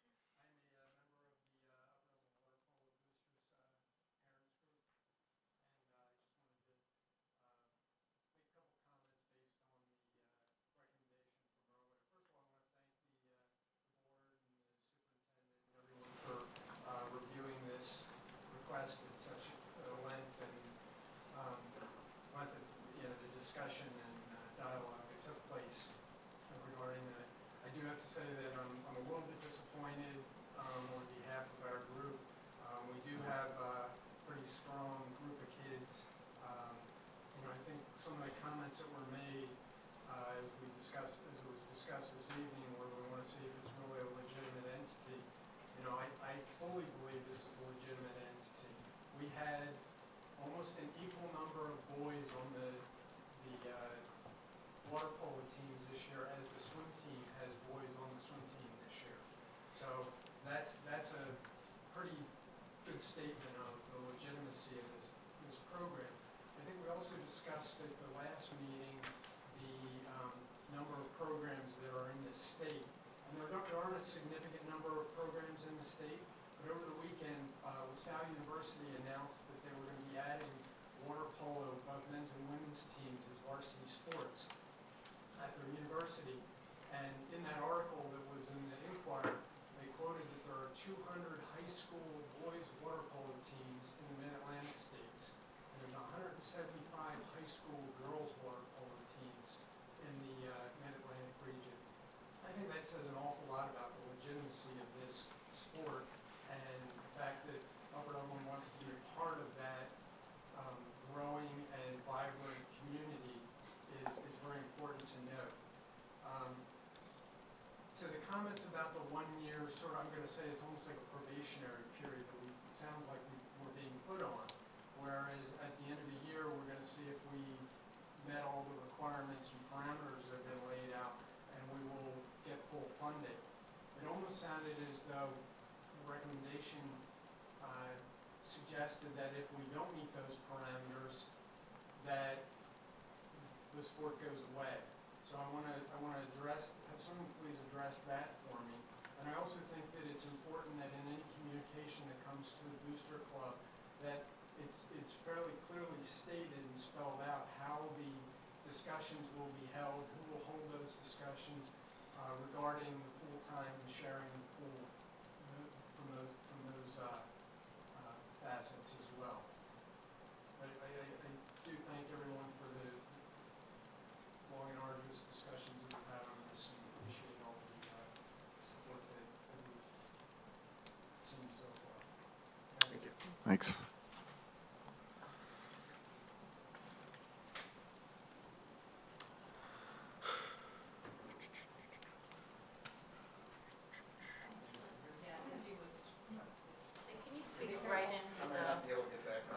Try to speak right into the microphone. This was your dream, to join the board here. It's beautiful. I can imagine. Move the mic as close as, yeah. First thing on the water polo, as I mentioned the first time I heard about water polo, and I don't know much about water polo, but I knew regular polo used horses. And I said my daughter-in-law sells and buys horses, and I'd be able to help them out with getting their horses. That's Good. still an offer. This meeting has been very interesting. Part of it in the beginning was about reinstating activities. And I don't even understand how you can begin to consider reinstating activities when you're looking at what I think is approximately a $8.35 million shortfall in your budget based on the $7 million you haven't got from the state and you don't know for sure you're going to get it. Then you've got another $305,000 I heard of, another $250,000. You put it all together and you're looking at about $8.35 million shortfall in the budget. So I don't even understand how you can begin to talk about reinstating activities when you've got such an unknown situation with your funding. And so it just fascinates me to sit here and listen to this kind of a meeting and then to think that you would even consider that. That's my comment.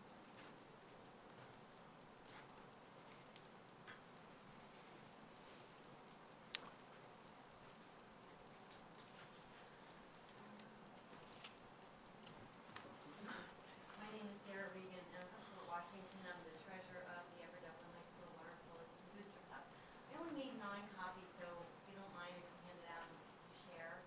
Okay.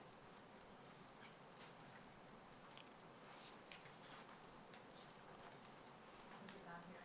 Thanks.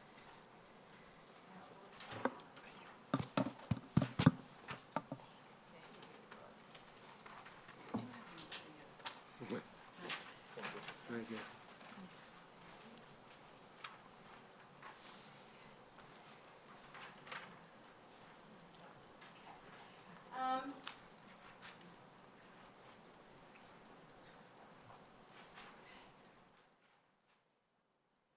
My first comment I want to make is I'm confused because I feel like we're taking a step backward.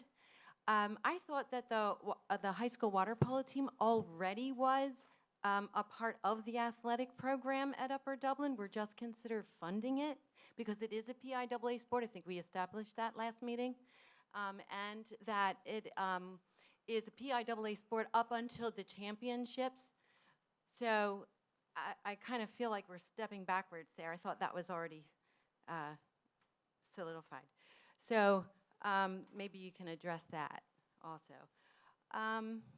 Also, on the list of the clubs, I know, Ms. Ludwig, you had brought up the question last meeting of whether or not we should consider the funding the other clubs from the elementary schools and the middle school, and that's very fair. However, the parents have the opportunity to come here and plead their case if they really cared about their club, and we're here. We're here tonight. We were here last meeting, and we were here at the school meeting in the fall, and we're going to be here next meeting because we care about funding this club. So my mother used to always say, the squeaky wheel gets the grease. And we're here trying to get some of that grease. Also, in the budget that I just handed out is a more workable budget for the water polo team. We were reviewing a budget last meeting that was about $16,000 that we're considering, not including transportation. This budget is actually a working budget that we were part of the same expenses that or using the same expenses that we used in 2015, 2014 and 2013. They've just slightly increased, but really these are the costs that were actually incurred and just increased for the annual slight increases in transportation. So with the parents driving to the tournaments and the parents buying the bathing suits and not foregoing the cost of caps, because we just found, I think Mr. Lutman said that he found another bag of caps, and we don't need lane lines either because we can cut the lane lines that we have and use them. That and we don't have a third coach. We don't really need a third coach. We're not getting a JV girls team.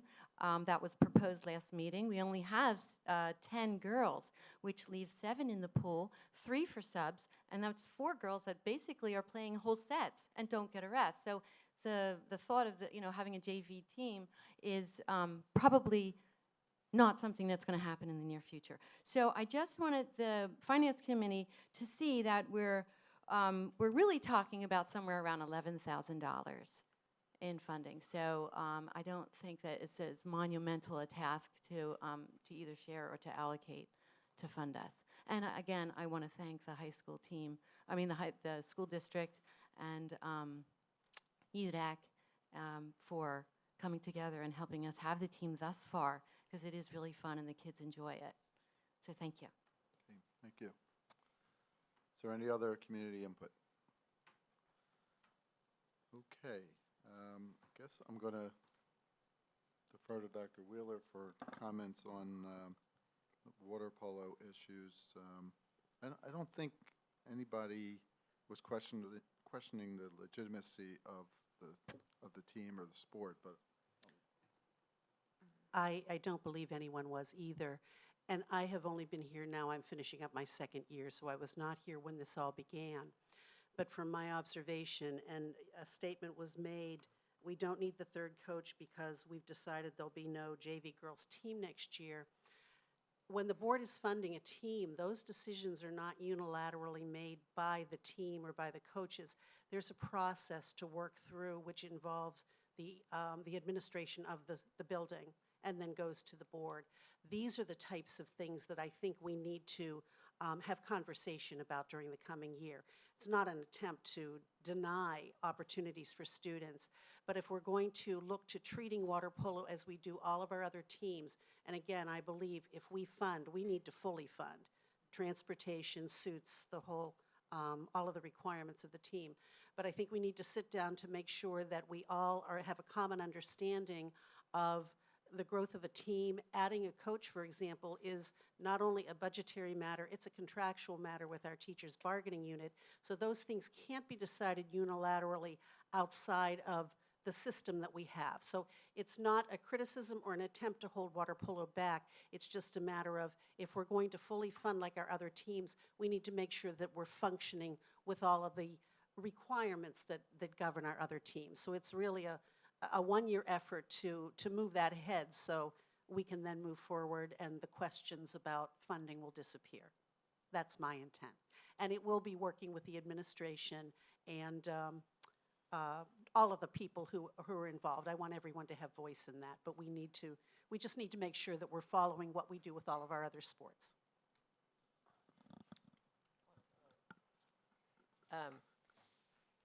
Just one thing, it's just point of information for you, Sarah, is that people from the elementary schools have come and pleaded their case. It just hasn't been at the same meetings that you've been at.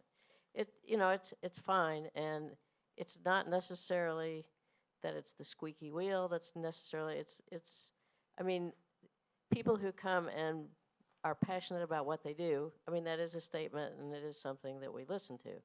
So, but anyway. yeah, just as a follow-up to that, the board is responsible for all the people who and their children who don't come, and so it's balancing everybody's interests. And I'd like to add that the tone of the questions was as though, you're not doing it all, but we're still doing it a year ahead of or proposing to do it a year ahead of the original schedule. And as Mr. Petrosky pointed out, this upcoming budget is well underway, and we have a lot of unknowns, and it is prudent to wait a year before adding a thing we haven't done before. So all of that together, I think it's entirely fair and appropriate to look at it for 17-18. As far as Mr. Petrosky's comments go, it's fair criticism, but I think what we're doing is just exploring the possibilities of adding back maybe with some optimism, you know, but, you know, there's been no commitment made by this committee, or certainly by the board, or by the administration. I think it's fair to explore you know, those options of reinstating, and the conclusion may be that it is not the right time to do any of that. But I still think we have to do our due diligence and, you know, just consider it. Any other comments regarding community input? Not about community input, but I just wanted to bring back our presentation with Catalyst and have a discussion from the committee and from Dr. Wheeler, from Brenda, and solicitor in terms of potential next steps, so that we can discuss that in public. Should we, I guess the bottom line is, should we bring that to the legislative committee at the next meeting? Or legislative meeting? I'm not sure there's anything to bring to the legislative meeting until we have something to vote on. There isn't any motion to make here yet, is there? I mean, don't we still need to figure out what the finances and the lease would look like? The question would be whether the committee would like us to essentially complete negotiations on a proposed lease based upon the proposal that was viewed tonight. If that's the case, that you want to bring that forward, at that point in time, I believe we would have the number that was discussed. It was just a question about whether this implementation was something that the committee wanted to bring forward at this point in time. And then if the committee does want to do that, we could have a proposed lease that, for consideration. So I'm somewhat confused by that, because it seems like there's still information that needs to be determined in order to come up with a number, like the sightline question for the houses across the street, and that sort of thing. So it didn't seem like that was a finished proposal that they can come up with a number yet. I'm sorry, the sightline evaluation information, that's something that would get done after you would enter into a lease. What happens is you give them essentially a lease, or in some cases it's done as an option. They then have to go through the due diligence. You have to approve whatever plan it is that they come up with, but the lease is going to have the financial consideration. So the lease is going to be based upon I believe the presentation was based on square footage and display essentially how much square footage and how they would present the sign. So if at that point we didn't like the final proposal, both in terms of design and dollars, in terms of either one or both, then what? If we don't like it, then they still have a lease, but they can't build the sign? No, we wouldn't have a lease at all. Okay. If we bring a lease, if a lease is brought forward at a legislative meeting where maybe the same presentation, maybe a more detailed presentation you saw tonight, with financial commitments and term commitments, if the board is not satisfied at that point in time, the lease is voted down, and either we're directed to go back with the administration and negotiate a different set of conditions, or it's decided that that is not the direction that the school board wants to go, and we don't move forward. Okay. Yes, go ahead. So I guess if we say move forward, it would be with the actual size of the display that they presented tonight, because you need this, if I heard correctly, you need the size. And then what's the other part is the hours of operation, and we didn't talk about that at all, and I don't know if there's any, to me, if there's any, it's kind of like there's a circular thing. If there's any interference with, the sight lines include people's houses, then we might not want the sign on at night. How do we resolve those sorts of issues? Again, so let me go back. So you enter into this lease. The lease requires them to come up with an actual plan that you approve. that is more detailed than what they're able to come up with here, because they do have to go through engineering. They would have to go through zoning approval, and likely with the implementation they showed there, land use approval. So they would have to conduct an awful lot of engineering and architectural design to come up with something to present to you that says, this is what we'll do. And typically, they won't do that unless they have some right to use the property that is more definitive. If the general design, if the general design is approved, or the general concept is approved, they have something that they can move forward with. So as the sequence, we say we want to move forward with the concept tonight. Then the next thing is you negotiate the terms, which includes the financial part of the package. Then comes to the full board, we say, yes, we like this conditionally upon various things happening, and then they do the engineering and stuff and the permits? The way, and we have been involved, we have reviewed a draft of a lease, and we've had some negotiations to this point. The way the concept is that they would essentially come to you with if you enter into the lease, they then have they have an obligation to show you sign the lease. So they then have an enforceable interest here that they can reserve the property, that portion. They then go through a design phase where they would need to get their approvals. They would need to get your approval as to the specifics of the design. They would need to get the zoning hearing board approval for any zoning relief that they need, which I believe they not testified, but they discussed a little bit tonight. They would then need to go to the township because there will likely be land development approvals that were needed because they are greatly changing some of the slopes there. After all of that, they then would build subject to terms and conditions that don't interfere with your operations as a public school district, because that's your number one purpose. So all of those steps would have to happen before anything would be built. But in terms of your first decision is whether to commit to give them the right to basically hold the land, and that's when they would start incurring their. So I guess what happens if we say, give them the lease, and then they can't fulfill one of these other things? If they don't build, if the lease does not commence, the way it works is the lease has an effective date, which is when it's executed. Okay. There's then a 2-year period for them to basically get to a sign that's up and running and they are paying you rent. If they don't get there, they're done. And there's other shorter time periods built in there where if they're not moving forward with what we would call due diligence, benchmarks, exactly, the district would have the opportunity to terminate.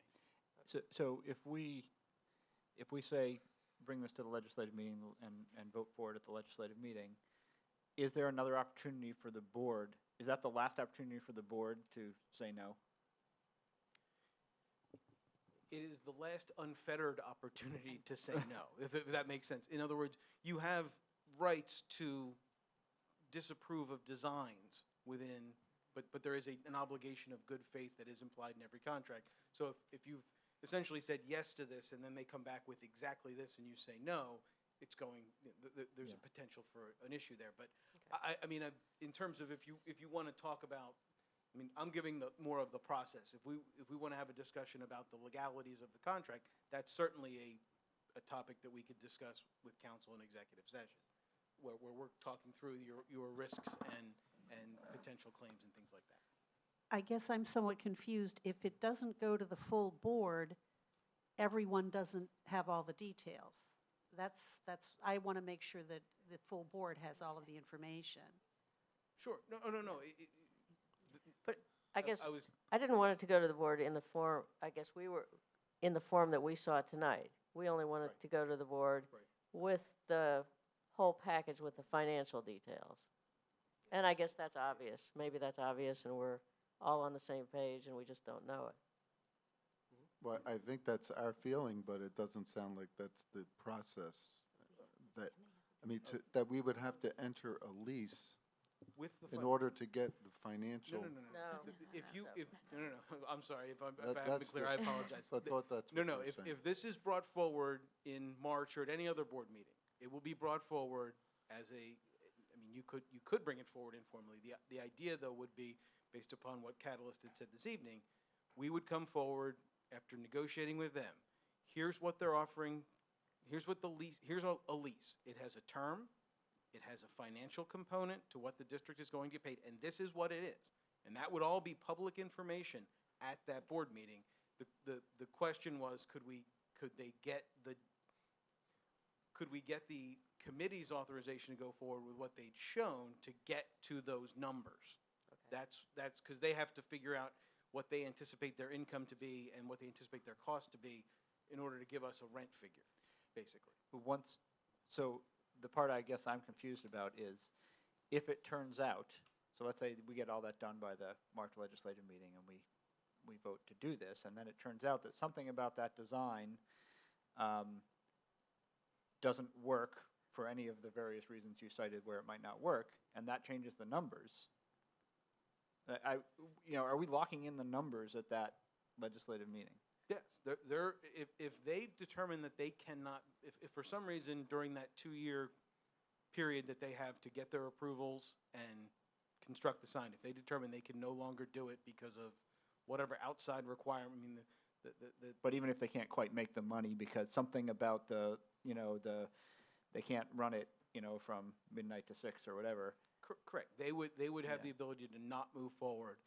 Again, if they failed to meet one of their milestones, the district would have the ability to get out, and if somebody else could come in and was interested in construct, I mean, really what it's doing is it's tying up that piece of land that you have. Other than that, there's no financial commitment from the district. It's just a tying up that strip of land. I'm not comfortable with it going to the full board without it going through the finance committee. I mean, the finance committee will not have made a recommendation or a non-recommendation for it to go forward. Yeah, What's the purpose of this committee? Right, that's exactly what I'm thinking. I mean, Yeah, that- I think we need to see, this There's no, committee needs there's to no see numbers. due diligence on on this committee's part. I really am not happy with that process, if that's the process. So Dr. Resnick, are you suggesting that that the committee is recommending that our solicitor move forward with the negotiations and then bring it back to the committee, the next committee, so then you can review it again before then it's submitted to the board? I think we need more information, from a committee standpoint. And I would be very disappointed if that appeared, at a legislative meeting without it going through this committee. And I think that this committee would be, I think it's farcical. The other possibility would be to have us, the law firm, our office, probably Mr. Roos, discuss the lease with the board in executive session prior to the legislative meeting. That would be another option. And that would include the terms? Correct. And the financial terms. I'd be comfortable with that. Are you? On March 7th, I spoke very briefly at this meeting, but this morning at facilities, we were talking about we'll be reviewing transportation lease. So it will be a full executive session plus personnel. But nevertheless, leases, that's appropriate. Well, I won't be at that meeting. Because I'll be away. So, from a personal standpoint, I don't, I won't be party to that. And Yeah, it seems like this committee, to me, is the right place to be discussing the financials of an arrangement like that. And I'm somewhat bewildered that we had this much of a presentation without any mention of dollars, which I think is the same thing Mr. Petrusky said. I guess, if the reasonable workaround is to do it at executive session, we could, but that doesn't feel like that was the right way to do it. And it feels a little rushed to me, really. I mean, we're talking about something that's a very long-term commitment, and it's sort of, You know, it's bypassing the finance committee. I mean, you could consider the facilities committee entertaining this too, or maybe combined. I just feel, you know, and you're setting a date, March 7th. It just doesn't feel right to me. Perhaps we can have the executive session, that's illegal, and then decide the next step in the process. You'll be here for that, I think. No, that's what he won't be. You're not here March 7th. I won't be here March 7th. Well, Okay. do we want, Okay, can you call in, or we can hold wait till we can hold a April? special executive session, Right, since to that one's gonna discuss be the long lease. anyway. and then we can decide then what would be the next step. I mean, this is a. Yeah, why this not is a- just do it next month here? Is there some reason not to? Is there some time constraint that I'm not aware of that's driving this? What, What- Not that I'm aware of. I mean, obviously, there was some reason they did not present it tonight. But was that because, As I believe he explained, his reasoning was until he had a concept that you were willing to proceed with, he couldn't give number, because in order to get a rent figure, they need, I guess, a concept that they can estimate as to their cost of construction over the years of the term of the lease, and then they need to figure out what they estimate their revenues to be based upon the size of the display and usage presumptions. And so you want from us, and this isn't really just the finance committee, that's the part of the problem is, it's kind of backwards. The finance committee wanted to hear the financial details, but really, the full board, I think, should, I Or don't know. Facilities, I mean, facilities needs to hear the questions about, how do we protect it from students wandering up there and congregating and that kind of thing. That's a facilities topic, it's not even for this committee, really. And, part of the design is driven by that, although that isn't a major financial consideration, I don't think, for them, because that's, a one-time design question, not a ongoing revenue question. But, so it seems like there's multiple rounds that this needs to go through before we can get to a final lease document. in that, I guess the question then would be from the finance committee, was the display that you saw something that is that something you want us to move forward with trying to get numbers for, whether it's to the full board or back to this committee or to somewhere else? Do we have something that we can move forward with or towards that realm, or should we just go to facilities with, what do you think? And then just want to figure out how we can move this forward. My take, and just me here, is I think with a presumption of that size, and maybe two sets of numbers for us. One is if they can run it 24 hours, and one is if they can't, because that's an open question that's not even up to us. And coming back to us with that, and concurrently, I don't see any reason why it can't be concurrent, go to facilities with the facilities questions about design and safety and that kind of thing. What do you guys think?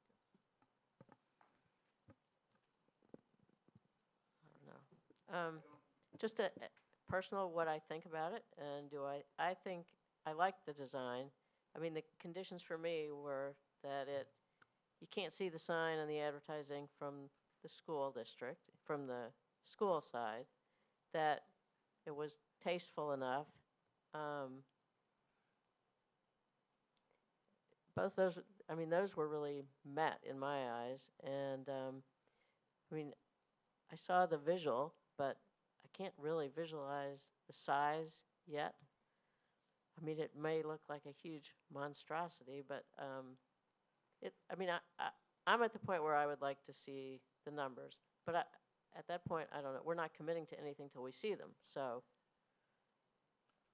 however everyone agrees, I would like to move forward. I mean, I think the possibility, and I do have in the back of my mind roughly what they had talked about in round order of magnitude numbers previously, that this would be a benefit to the school district, and that, for the reasons that were stated in the Budget and Finance Task Force, and in various other venues, the alternative revenue, as long as it is met those other conditions, to me is attractive, and I would like to move forward with it.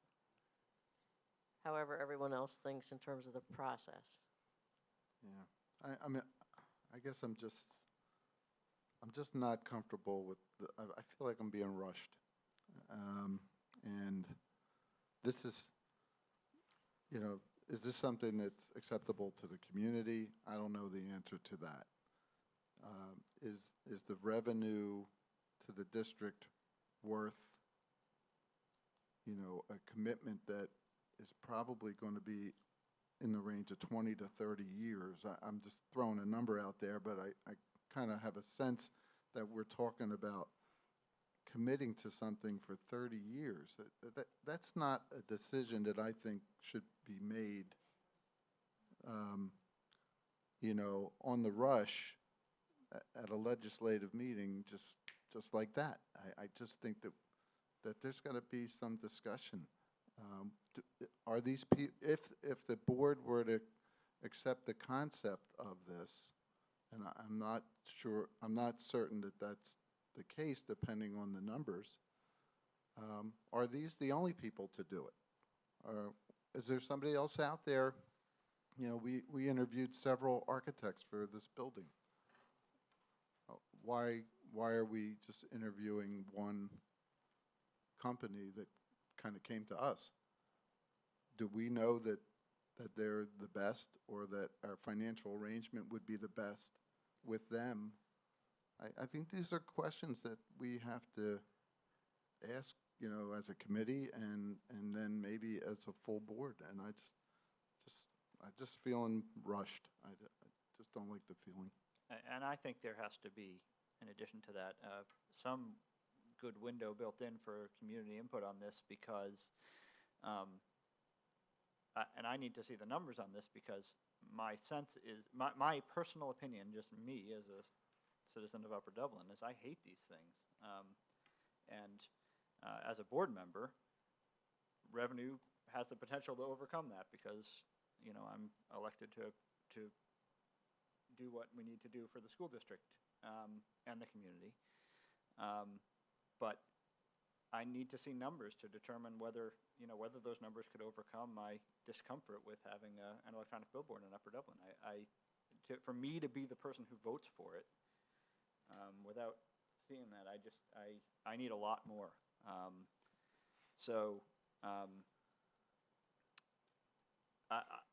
The design, I think, as they've done it, is beautiful. It's unique. It's clever. It's very interesting. It's probably the nicest, lipstick you could put on a pig.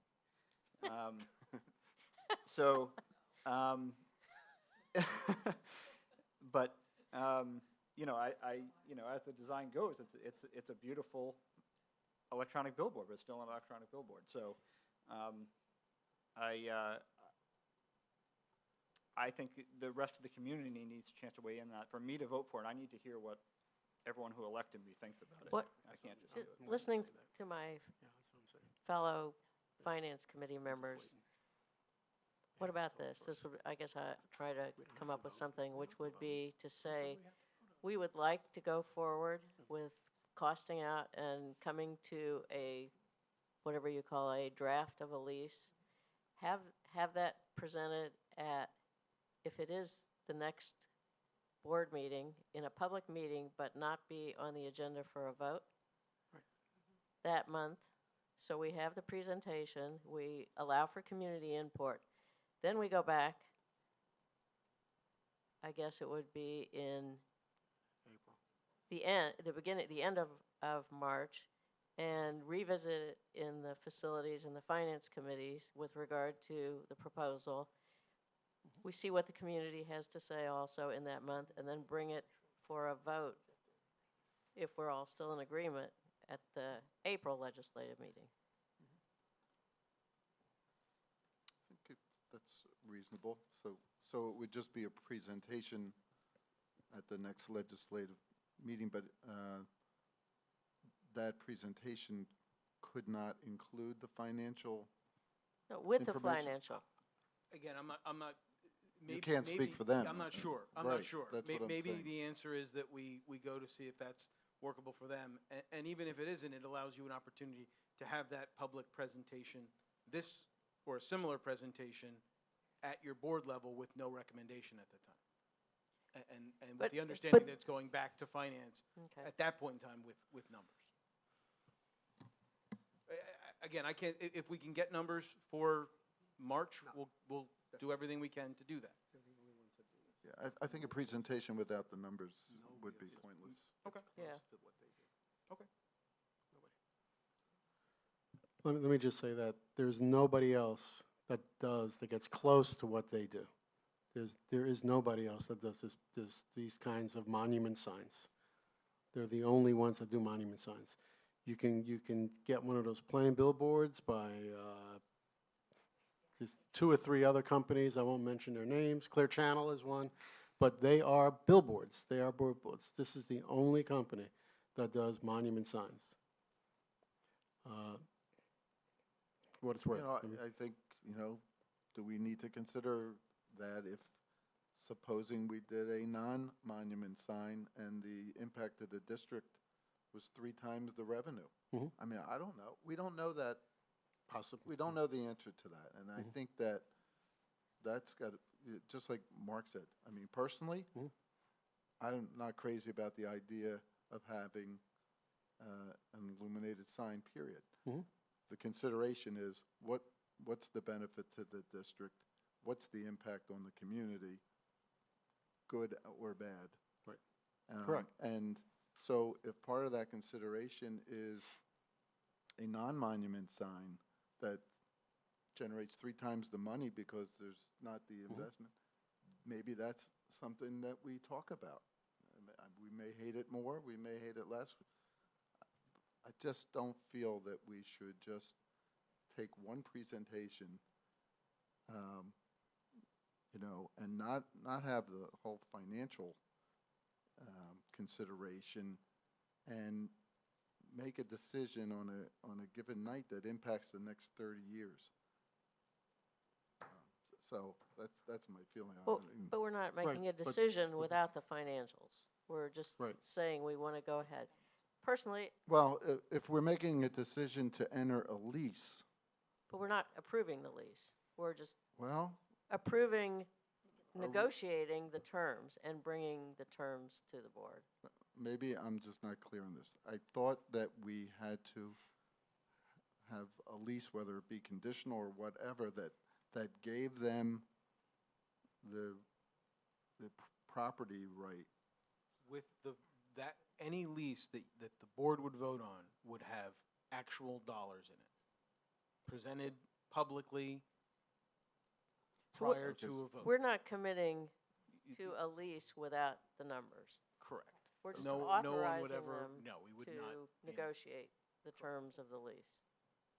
And I guess one other thing I would like to at least bring up was, Thaddeus mentioned something about a barrier.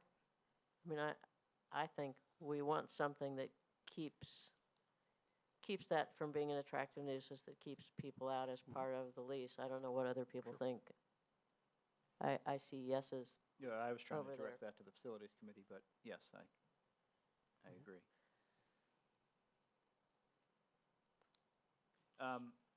So, and I would also think we should direct the administration to get a comparable number from somebody else, even understanding that it won't be nearly as good looking. Just, is that a lot? Whatever number it is, it would be helpful to know if that's even in the ballpark. So competitive bids, we do competitive bids for other things for a reason, right? I mean, this isn't exactly a bid, but Well, getting comparables, I think, would be helpful. I think I'm hearing you say you would like for us to write an RFP. Well, I don't know if we need to go that far. I Well, mean, You can't. I mean, there's no other way to do it. If there's no other way to do it, then yeah, that's what I'm saying. that's, Which I know I understand that's a big Me, statement. to but- me, the design well, and the ability not to see it at all from the property, which they had already come up with a design that meets, at least for me, one of the criteria, because I don't want it to look to us like we're advertising to our kids. And just conceptually, maybe I'm wrong, I can't see that a normal billboard would meet what, to me, would be one of my requirements. But it could just be, as they did in one of the ones they showed, it could be a row of tall trees between it and the school, and then you wouldn't be able to see it. And probably anybody, even without doing all the cool stuff they're doing, could do that. I don't know.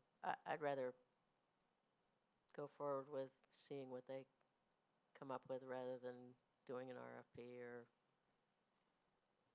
I don't know, that's, Well, I asked the question before whether other school districts had done signs, whether they weren't monument signs, but he seemed to indicate that they had.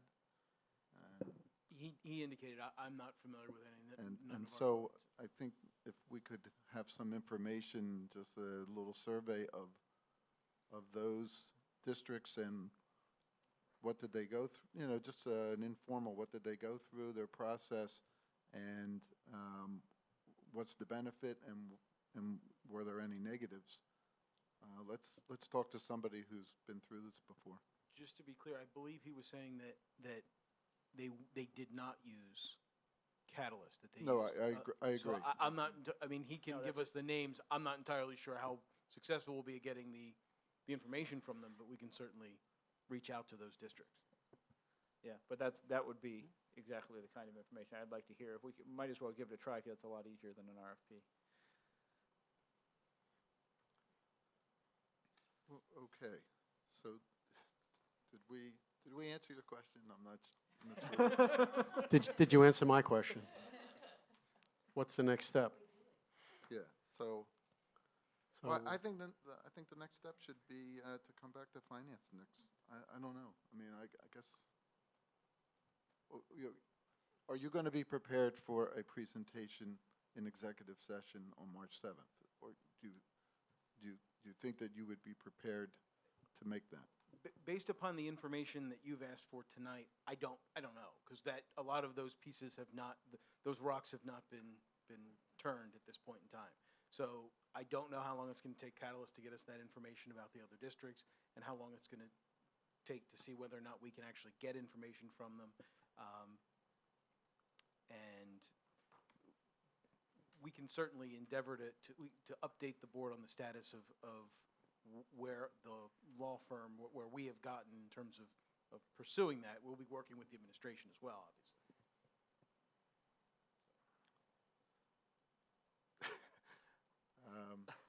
Where does that leave us? I think let's just target coming back to finance next month. That's the simplest thing. Gives Well, enough and Dr. time. Resnick's not going to be here for the executive session this month. And I think there's been some questions that we need to do research. So Dr. Wheeler and I had discussed at one point of trying to have a joint facilities and finance committee. But there's just so much going on right now at this time of year, and that didn't work out. So please know that we had considered that aspect. And we think most of the facilities implications can be handled, through the board and conversation even here.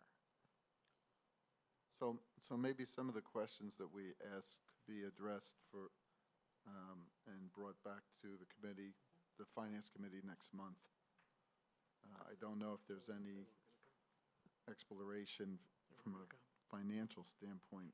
I guess we're not going to have any more information from Catalyst on that. So I guess you didn't like my proposal. Can you make it again, please? Mm-hmm. What I was recommending, I guess, was if it is acceptable to Catalyst, that if we say we would like to negotiate based on this design, if they are able to do it and to present the design with the numbers at the full board meeting, the next one, but no vote, if they're willing to do that, then to do the rest of this research and bring it back to the Finance and Facility, if necessary, Committee next month, where we can really look at that and discuss it some more. And we will have had, that would allow the community time to give input at the main board meeting, which we can then consider again at the Finance Committee meeting with whatever data we're able to get about other districts. And then we can make a recommendation whether to bring it as a motion at the next full board meeting, legislative meeting. I don't know if that's acceptable to other people or not. That would be acceptable to me, and I would even add that, understanding that Catalyst wouldn't want to put a whole lot of effort into it without commitment, I'm okay with a ballpark number. I don't need every detail.